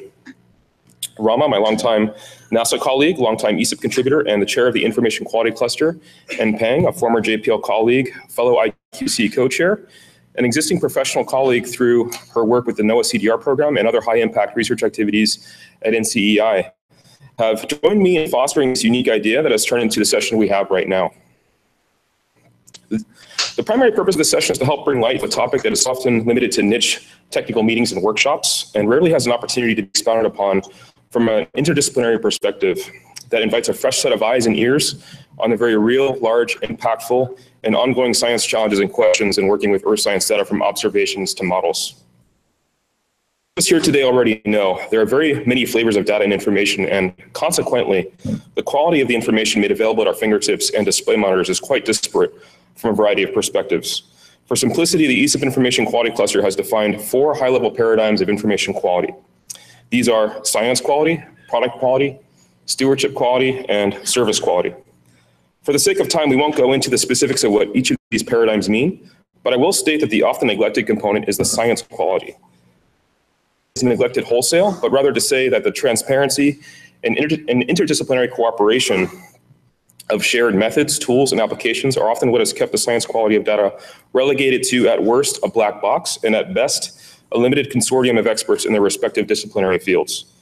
Today represents what I consider to be an unprecedented opportunity to hear the perspectives of experts in their unique disciplinary fields of earth science research and how they have addressed and continue to address the paramount challenges to science quality. Among these challenges is the need to consistently quantify and characterize uncertainty to in the data products, as well as the need to effectively communicate what this information means to the end user, which has considerably different implications based upon the types of data, the differences in dynamic variability in certain measurement parameters, factors that determine statistical significance, and how the data products will actually be used and interpreted by the end user. Other science quality challenges include ensuring the quality control of data is transparent throughout the data lifecycle, which is often addressed through quality flagging and quality indicator variables. Since this is a panel session format, we ask that you reserve all questions after the final speaker has concluded, at which point there will be a brief period for Q&A. Since we recognize that more time will be needed for some of us who are quite interested in this topic, the Information Quality Cluster is hosting a follow-on breakout session immediately after lunch, which will consist of an introduction to the cluster, a debrief of key points raised during this session, a fourth invited speaker representing a data science perspective on numerical modeling, and a reintroduction of these three panelists to participate in more in-depth technical discussion among the audience. It is without further ado that I welcome you to this historic ESIP session, sponsored by the Information Quality Cluster. So Peng, my fellow co-chair, will now introduce our speakers. Thank you.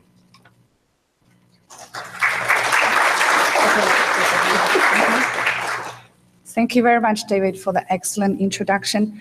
On behalf of IQC chairs and the members, it's my honor to introduce three outstanding scientists to you today to talk about data uncertainty from three very different perspectives. And Dr. Caren Clayson is a senior scientist and climate scientist from Woods-Hole Oceanographic Institution. She wears many hats, and one of which is the co-chair for Decadal Survey. And she's going to talk to us a little bit about the importance of uncertainty, data uncertainty associated with data. And the second speaker is Dr. Amy Braverman from JPL, Jet Propulsion Laboratory. She's a principal statistician. Sorry, I'm a little nervous. She's the founder of the Advisory Committee on Climate Change Policy, and she's going to talk to us about why should we need data uncertainty information? Why should we care? And Dr. is a climate modeler from NCAR, National Center for Atmospheric Research, and she's in the climate analysis section.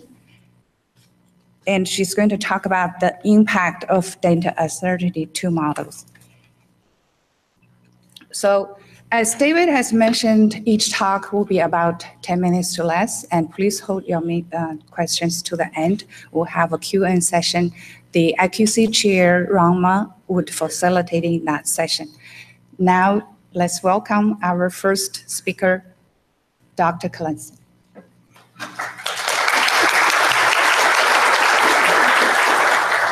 Hi, Peng, thanks. They asked three scientists, and then she had the audacity to say that the talks would be 10 minutes or less. I can assure you there won't be less. Well, you've had lots of time to look at my beautiful campus. Let's just talk about some thoughts that I had about information that's needed about the data. And with 10 minutes, I really don't have time to go into too many different aspects of it, so I thought I'd focus a little bit on uncertainty. And uncertainty, the way that I'm talking about it here, and which is often used in our field, describes the doubt that we have about the quantity that we're measuring, given the results of some measurement that we have, and then our estimate of the error distribution of that measurement, which is distinct. I'm making a distinction here between that and the quality of the data, which I think of as complementary information, which could be a number of different things. Certainly, it would be great if it had the confidence of the uncertainty estimate as part of the quality. So if you have a very poor estimate of the uncertainty, that might give you one quality flag. But a high uncertainty doesn't necessarily mean that it should have a bad quality flag. So that there is a lot of value in having data that, even though it may have high uncertainty with it. Other quality of data issues could be conditions that violating the retrieval or measurement assumptions that you're making as you're doing it. Many other quality flags come to mind. And there are other additional uses of uncertainty, which I think some of my co-talkers are going to mention, data assimilation, comparison of data with models, and so forth. And so I'm not going to touch on those. So I'm going to go just, I think the best thing I could do for this talk is to mention just a few very specific examples, some things that I happen to have been involved with. So something that I have a chance at least of understanding and explaining well. Peng is part of the NOAA Climate Data Record Program. I have a data set that I produce from there that's the near surface air temperature, humidity, and winds over the ocean. With an SST, and then the most important piece of that is then the calculation of the surface fluxes of sensible and latent heat flux, so therefore evaporation as well. And I just put this up here because this is just the mean values from 1 year from that data set, but we use SSMI, SSMIS data, we use series data, we use GPCP data. We're ingesting data from many, many different sources, so we're already moving into sort of this combined network in order to create some. As part of this, we did estimate uncertainty for every single data point. We have a 3-hourly, 25-kilometer data set from 1988 through 2000, and now we're into 2017 in it. And every point has an uncertainty estimate, and we can talk more about that offline if you would like to know how we actually did that. But what I'm showing here is a 10-year mean. So in the middle panels, you can see the latent heat flux, the actual values that we have, and then the total uncertainty. And you can see, so it's very different depending on where you are. Notice the western boundary currents. Oceanographers, that would be the Gulf Stream and the Kuroshio, pop up really nicely on that. And then we have a global, sort of a global uncertainty estimate, which is about 10% for latent heat flux and about 25% for sensible heat flux. So one set of comparisons that I've worked on with this is with Graham Stevens. This is a paper in 2012 in which we put together many, many different data sets and made an estimate of the global heat budget. Now, if the Earth were not warming in any way, shape, or form, we know that should be zero, that we should all sum to zero. So the fact that it does not in our data sets tells us something about where we are in actually measuring these variables. Of course, the Earth is warming a bit, so the surface imbalance is about 0.6 watts per meter squared. So the key here is that when Graham and others of us put these together, there was a little bit of an ad hoc kind of, well, I think there's about this much error in this piece and this much error in this piece and this much, and so we'll kind of adjust the different numbers to make things work. The next route that we took was to actually take the closure when we closed the budget. So if you look on the top left, it says the net absorbed was 16 watts per meter squared. That's when we took all of the data sets regarding the surface fluxes, the atmospheric fluxes, top of the atmosphere, radiation, rain, evaporation across the globe. When you put all of these together and sum them up, they came to about 16 watts per meter squared, which should be a little bit less than 1. That's our imbalance in our data sets. Okay?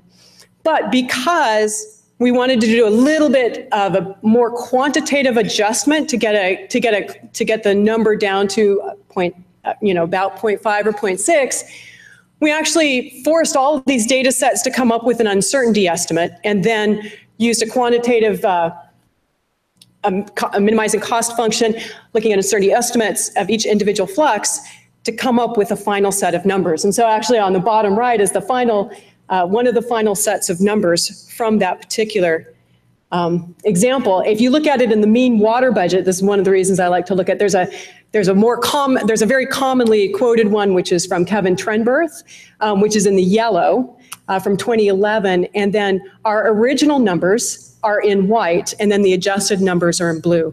And the key thing here is that because we had uncertainty estimates, we could actually make a quantitative way of adjusting the different numbers.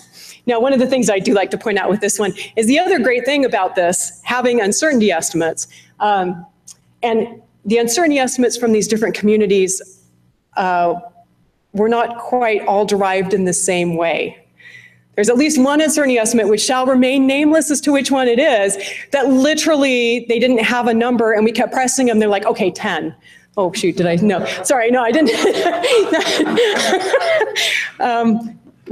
Yeah, anyway, so, but it was, you know, but I like to look at this because, for instance, one of my friends, Eric Wood at Princeton, does the river runoff. And he was so excited because he called me up one day and said, we have better river runoff numbers, Caroline. We can help constrain the evaporation budget. And I'm on 3 minutes. And I said, Kevin, would you mind looking at these numbers again? Your river runoff is at, 50. And these are in cubic kilometers per, 1,000 cubic kilometers per year. My estimate of uncertainty in my evaporation is almost the entire river runoff across the globe. So, you can adjust yours a little tiny bit and it doesn't really help me at all. Another example, the use of uncertainty for future missions. And I'm not going to talk about, what results we're coming up with on the decadal survey. A couple of ideas about the ways that uncertainty can help us. How do you define what are the greatest scientific needs? When you have 1 million science questions out there, when you're sitting on a panel with a bunch of climate scientists with every possible background and discipline, how do you decide what are the most pressing needs? Well, in one way that you could choose to do that is to ask, where is the largest uncertainty in the questions that we need to answer? Okay? Because that would say, if we only have X billion dollars to spend on something, maybe the biggest bang for our buck is to hit the things with the highest uncertainty. If you don't have an uncertainty estimate, how do you, it's much more difficult to try to make some differences like that. And that's just a figure from IPCC showing where the uncertainty ranges are. The other point from that is that you also need uncertainty targets, sometimes to set quantifiable goals. How do you know if you've designed a satellite mission that's going to give you a better estimate? It's not enough to write a science question that says we need to understand better the role of the atmospheric circulation and the polar teleconnections. That's not enough. We need to be able to say our uncertainty of this quantity is X, and we think if we can set these constraints on our measurements, we can reduce that uncertainty by Y. So without uncertainty estimates, your data set may not be as useful as you might think in terms of where we could go next, what could be happening next. I'll conclude with just 2 thoughts here. First off, this is a very complicated plot on the right, but it's the possible changes in the Earth system and at what warming degrees that might happen. And you can see that's uncertainty there as well. How much does the Earth have to warm before these different things happen? The next question is, when are we going to reach that warming? Because of all that uncertainty, when I go talk to companies and when I go to DC and talk with people, one of the things that I like to talk about is the fact that uncertainty costs us a great deal of money. Okay, because uncertainty is a clear impediment to successful adaptation, a quote from the Stern Review.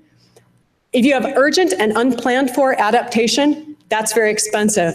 But if you do adaptation too soon, if you invest in assets too soon, that's also economically bad. So one of the things that we can talk about is you can now start to relate what your economic advantage is by talking about what is the uncertainty costing us. So this is what I'm going to talk about in the oh, yeah. I swear I haven't heard that since I was a grad student. Oh, I'm having flashbacks. We're finishing my PhD. So this is something that I'll talk about more in the afternoon session. That's why I just want to leave you with this slide. But I have some thoughts on the best practices for data users, including concepts like including quantitative uncertainty information with the data set. It is not good enough to tell your users there's a paper out there somewhere that tells them something about the entire data set in general. And that's just not enough. Uncertainty information should be per data point. Quality flags I mentioned. Documentation should include error information, how you calculated the uncertainty. Propagation of errors should be used when aggregating data. And when you validate your data sets, you should be validating both the data itself and your uncertainty estimates as well. So I'm just going to leave you with that, and thank you very much.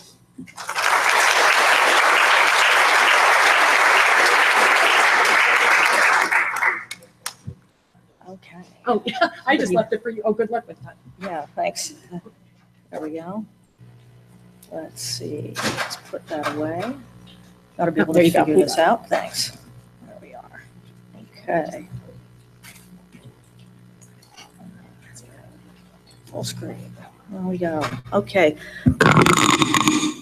Thank you very much. I think that was a great talk, Carol Ann. If anybody's wondering, I'm the recycling symbol. If you're looking for me, I'll be out there at lunchtime. 10 minutes, as Carol Ann said, is not really enough to say very much, although she said quite a lot. I'm basically going to give you a glorified, regurgitated version of the abstract.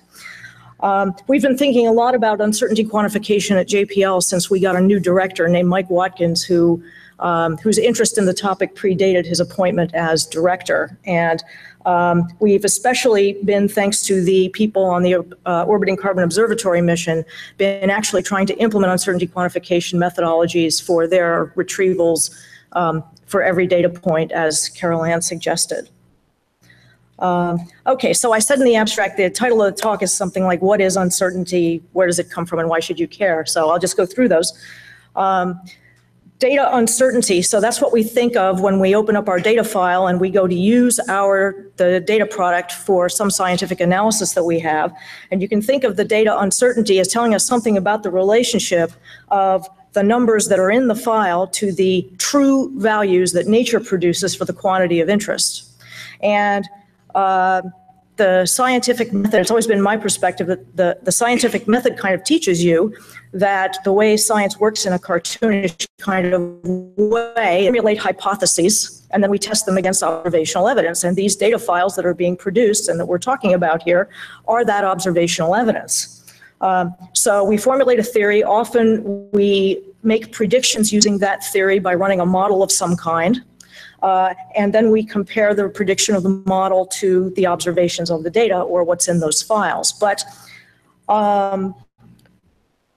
kind of need to know, since the data in the files are not what the real world is necessarily doing, but they're kind of an approximation of it, we need to know how good an approximation that is if we're going to turn the crank on our hypothesis, test it, refine it, test it, refine it, and so on and so forth, which is how things proceed.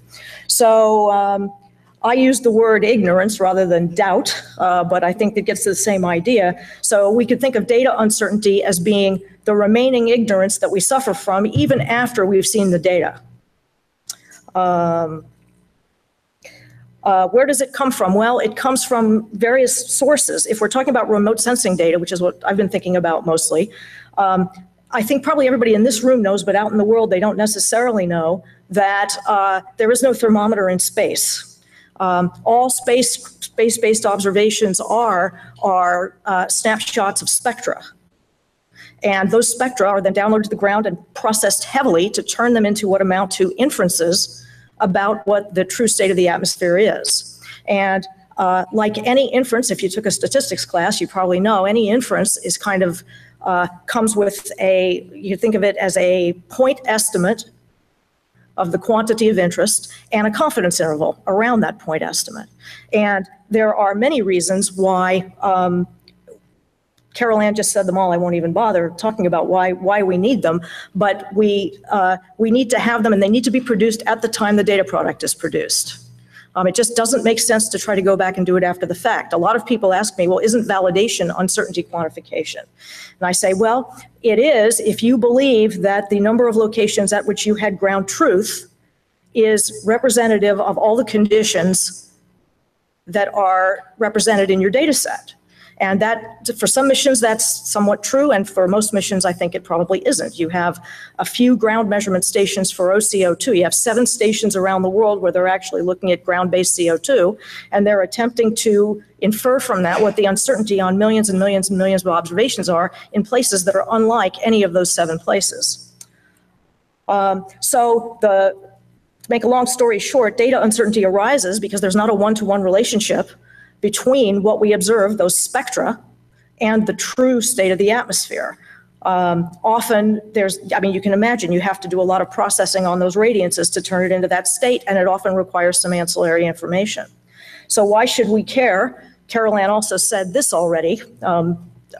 because scientific conclusions drawn from the data and the analysis that we do, or decisions that are made, like adaptation decisions or mitigation decisions, have a cost. It costs if you do it. It also costs if you don't do it. And what we really ought to be doing is we ought to be looking at the uncertainty in our conclusions and then deciding our action on the basis of the prospective costs under the conditions that are given to us by the data that we have, incorporating the uncertainty. There's a whole discipline on this. It's called decision theory or game theory that has bulletproofed this down to quantifiable results. In order to put that into action probably requires a bit more work because it's a quite mathematical endeavor, but nonetheless it exists. So I assert that probability is probably the best way out there to measure data uncertainty.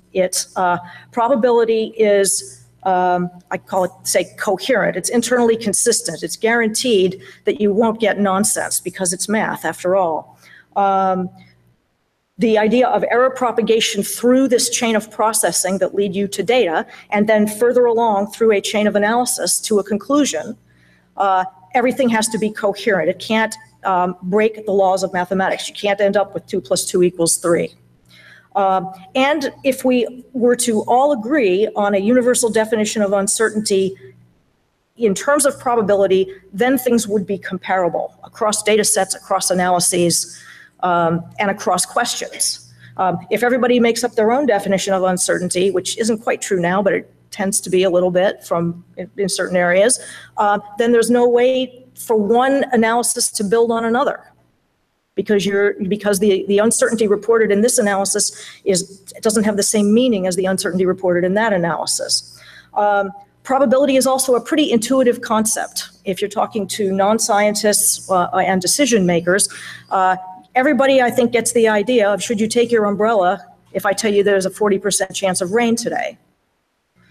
There you've incorporated the idea of cost into the decision you're going to make about whether to take your umbrella or not. About number 3 there, probability is mathematically precise. It's the basis for hypothesis testing and decision theory. I already talked about that. That's it. So I'm done, even with 3 minutes to go. Oh, thanks. I told you it was a glorified abstract, and I have a lot more to say, but that can wait till this afternoon.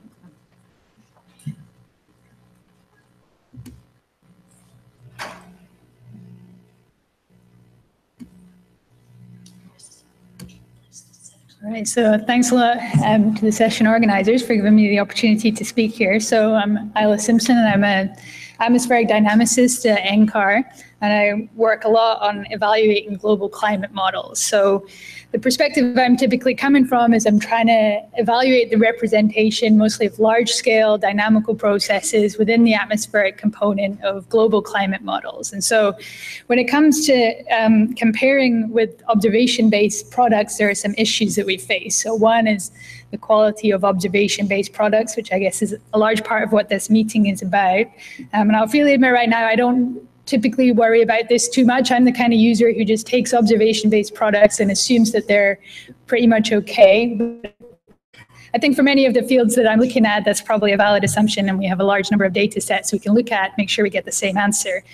But the issue that I worry about a lot more is that we only have a limited sampling of the real world over the short observational record. So we don't necessarily know the ground truth that we're trying to compare our models to. And this is a big issue in the coupled ocean atmosphere system, where there's a large amount of variability on many different timescales, and your signal to noise ratios can be very small, and aspects of even the climatology can be pretty uncertain over the short observational record.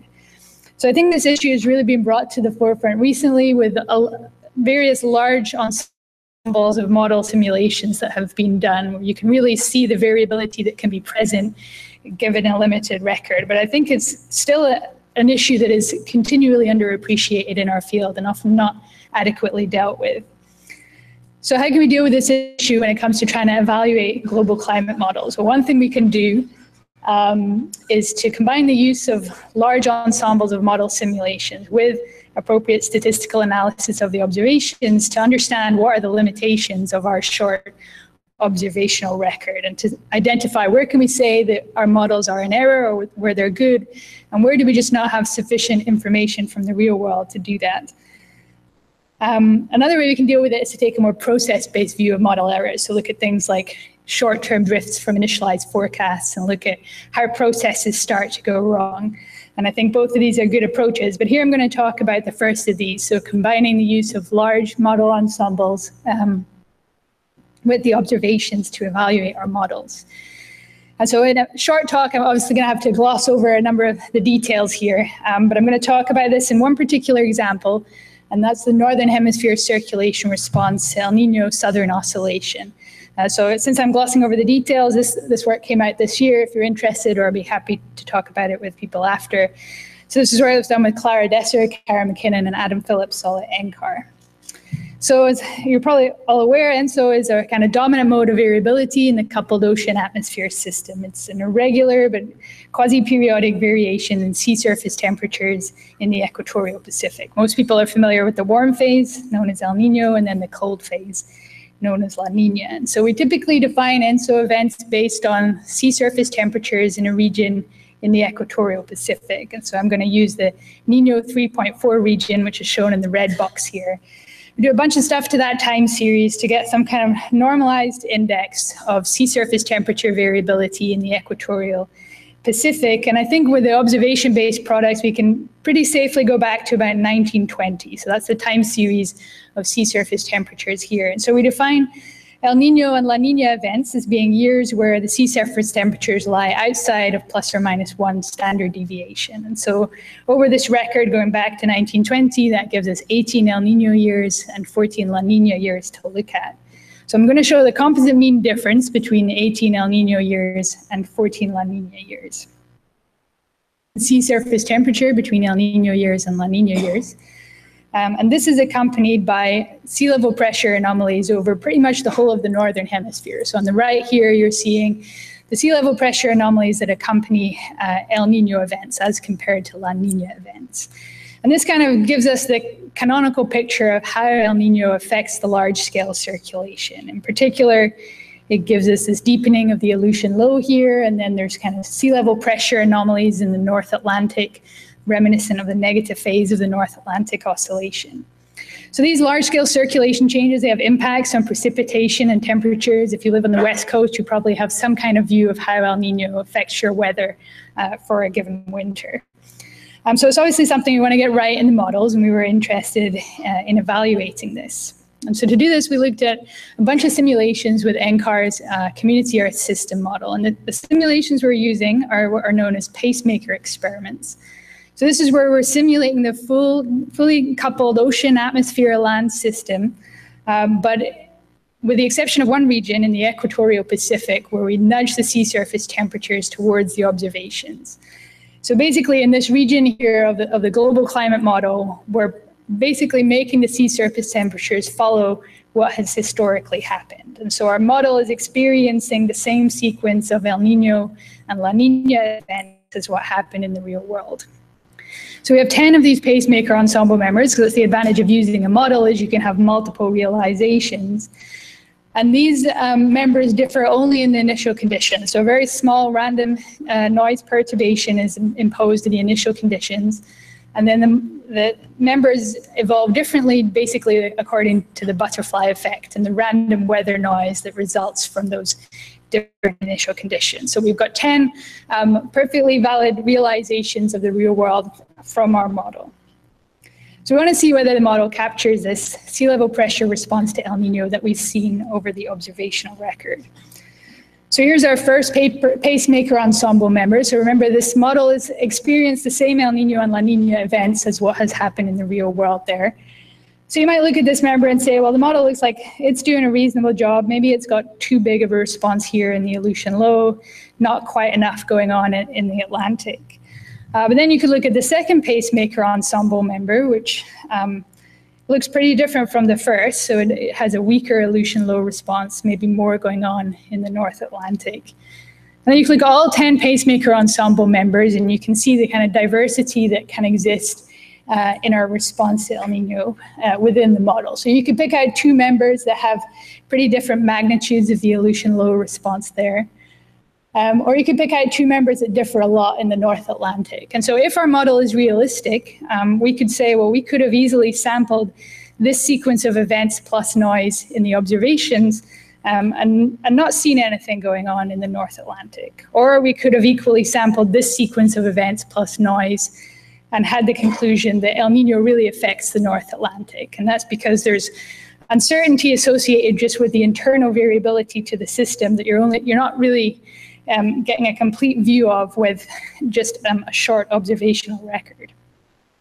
So if the model has a realistic representation, then these kind of ensemble members can give us a view on the uncertainties that exist, because there could be uncertainties that you can't necessarily see given your limited observational record. And obviously, this is a very important if. We need to accompany analyses of these kind of model ensembles with analysis of the observations as best you can to ensure that they're kind of both sampling from the same distribution, so that the uncertainty that we see within our model is representative of the uncertainty that's present in the real world. And without going into the details, I would believe this is the case for this El Nino composites. You can do bootstrapping analyses on the observations and show that the variability is similar. So to summarize, observations are obviously vital for assessing the fidelity of our climate models, but with a limited observational record, even going as far back as you can to the beginning of last century, aspects can be pretty uncertain. Just even basic aspects of the climatology can be uncertain, and we may not be fully aware of the uncertainties because we can't see all the timescales of importance. Ideally, we'd like to have longer observational records, and I guess that will happen in time. But I think also large model ensembles can provide valuable insights into the uncertainties that are present on our observational record, provided that they're realistic and the variability within our models is representative of that of the real world. So I think the feedback can go both ways. We can kind of identify the limitations of our models from observations, but we can also become aware of uncertainties that are present in the observations with our models, because we can have much longer time series and capture all the different timescales of variability that you can't necessarily see in the short observational record. Obviously, it has to be made sure that the variability in the model is realistic in any of these analyses. So we'll leave it there. Thank you.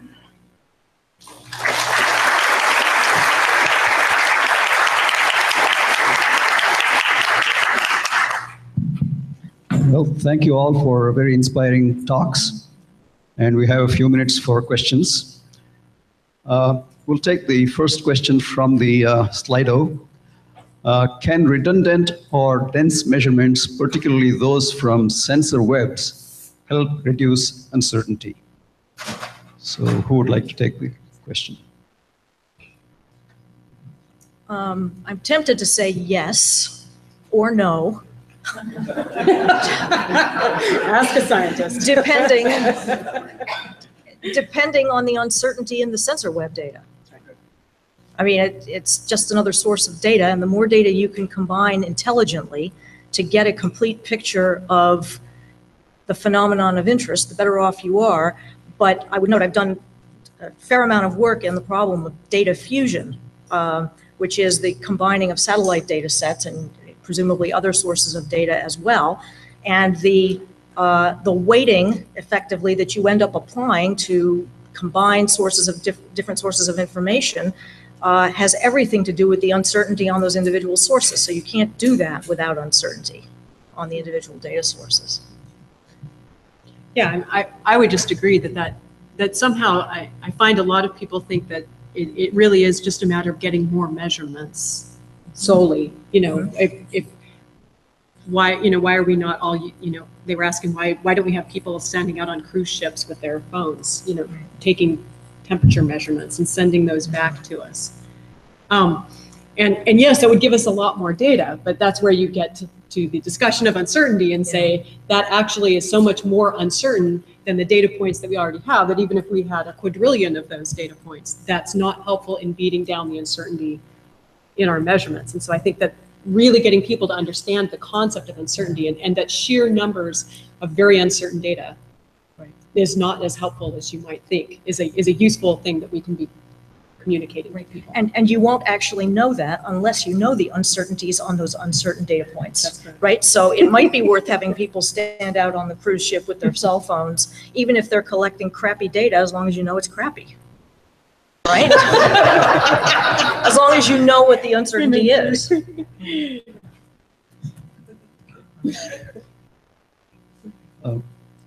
Well, let's see. I'll go to the next question here. Have we ever used uncertainty analysis to realize that we are using inappropriate or ineffective tools or approaches? I would say yes and no, probably. No pun intended. I mean, this is why we're losing the climate science war, by the way. The public. I think part of it is vocabulary, right? The word uncertainty is a squishy word that I think really needs to be better defined. And I have a slide or two about that for this afternoon, but people mean the word uncertainty to mean different things, and that really needs to be pinned down if we're going to answer questions like that. Let's go to questions from the audience.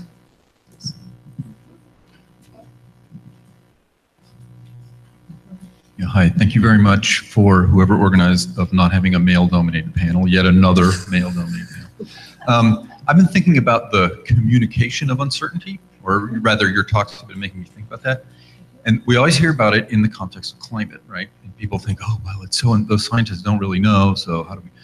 And when you try to explain it to them in the context of science, and most people aren't scientists, and they just kind of get confused and whatever.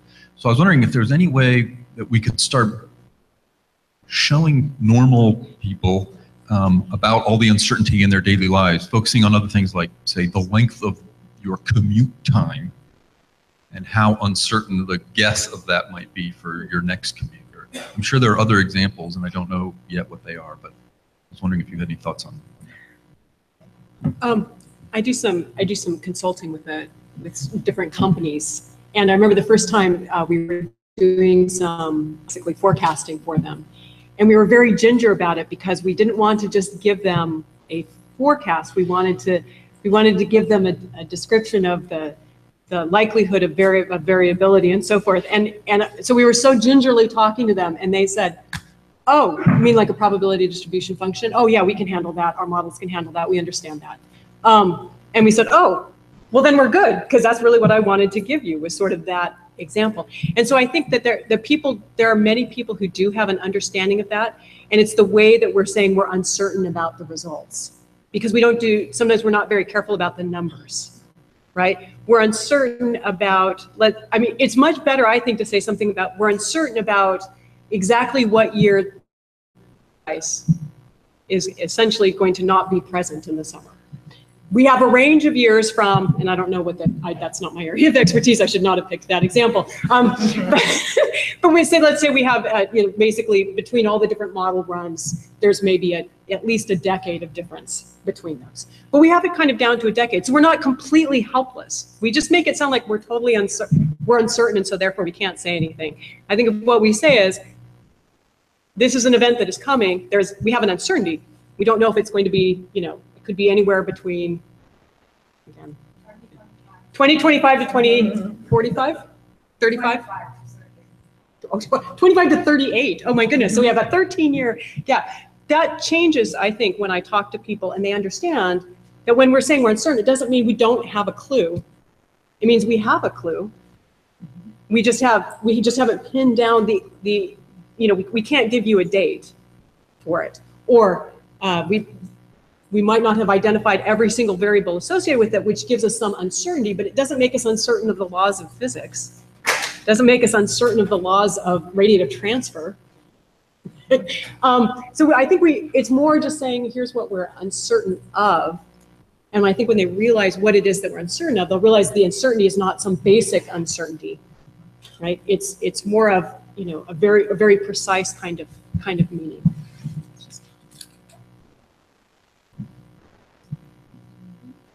Yeah, I think that would be pretty helpful to have come up with some, examples. I guess yeah, like examples of things that are kind of outside of anything you've sampled.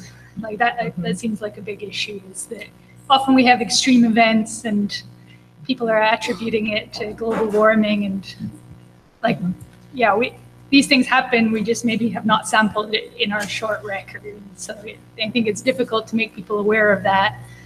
People can often get confused when you have an extreme event in one year, people attribute to global warming, and then you have an extreme kind of opposite sense the next year. I think it's difficult to make people realize without looking at the data themselves how variable things really are.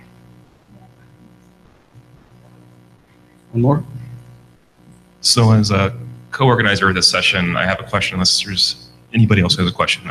So both Amy and Carol Ann touched on this in their talks regarding remote sensing principles and things that could be done to potentially reduce uncertainty in the actual observation systems. So can any of you touch on what are some novel cutting edge technological advancements that we might be able to leverage to reduce the fundamental uncertainty of the actual observation systems themselves?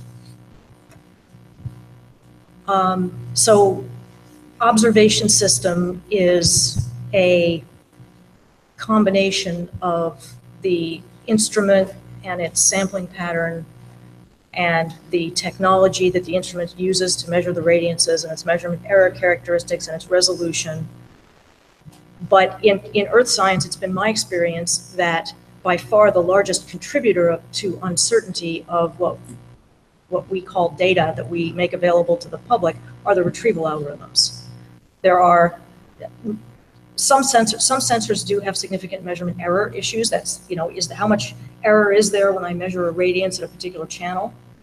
But most of the instruments that I know anything about are pretty good that way. And where almost all the uncertainty comes from is in other assumptions that are made during the retrieval algorithm, or in computational artifacts of solving to minimize a function on a discrete grid.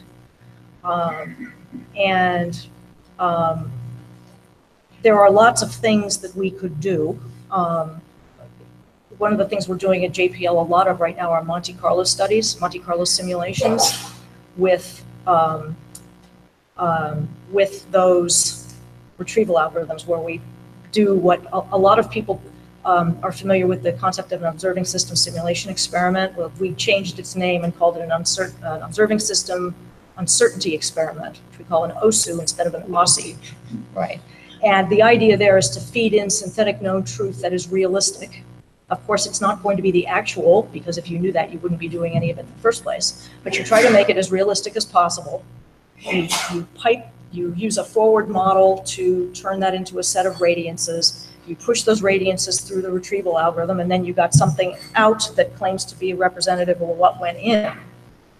And if you do that over a large ensemble of things you put in, you can get a distribution of what comes out, and that gives you some understanding. Now, what I think is really important to understand is that an exercise like that is aimed at quantifying the characteristics of the algorithm, of the observing system, or the retrieval algorithm itself. In statistics, we talk about the statistical properties of an estimator. It has sample mean as an unbiased predictor of the true population mean, and its uncertainty, if you will, its variance goes down as the square root of n if the things you're putting in are independent. Well, those are two operating characteristics of that computation that is to compute the mean. It's not a statement about the uncertainty of the thing that comes out, of what the estimate is. It's a property of the machinery. And so our point of view is that if we can characterize the operating characteristics of our machinery, then we know something about how much to trust what the machinery produces. So I'll take this opportunity to pitch that idea. There are also many more sophisticated ways of doing that inference than the way it's typically done with a least squares fit or even an optimal estimation retrieval. There's something out there called Markov chain Monte Carlo, which is another way of trying to understand what the distribution of the true quantity is given what you observed in the radiances. And right now that's too computationally intensive to be practical for an operational mission. But people are looking into how to speed that up, and there's even an aspect of it. One reason I asked the question of Jennifer was because I think there's a whole area of research to be engaged in here that would involve a lot of people in this room that I've started to call the theory of data systems, which is a catchy name that appeals to JPL management. And I think of that being the study of how the movement of data, or let's call it the topology of the data system, where the nodes are that have the data, where the users are, where the computational facilities are, what the costs of moving data around or reduced versions of the data around are, how all those costs trade off against the uncertainty in the final product. I think we're running late into the lunch hour, so let's thank our speakers one more time.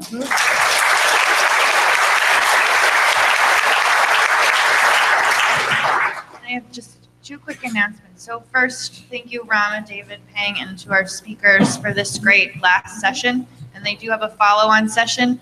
Lunch is in the Alumni Hall, and about halfway through lunch, Bruce is going to give a little update on just what to expect with the unconference tomorrow. So thanks a bunch, and we'll see you again.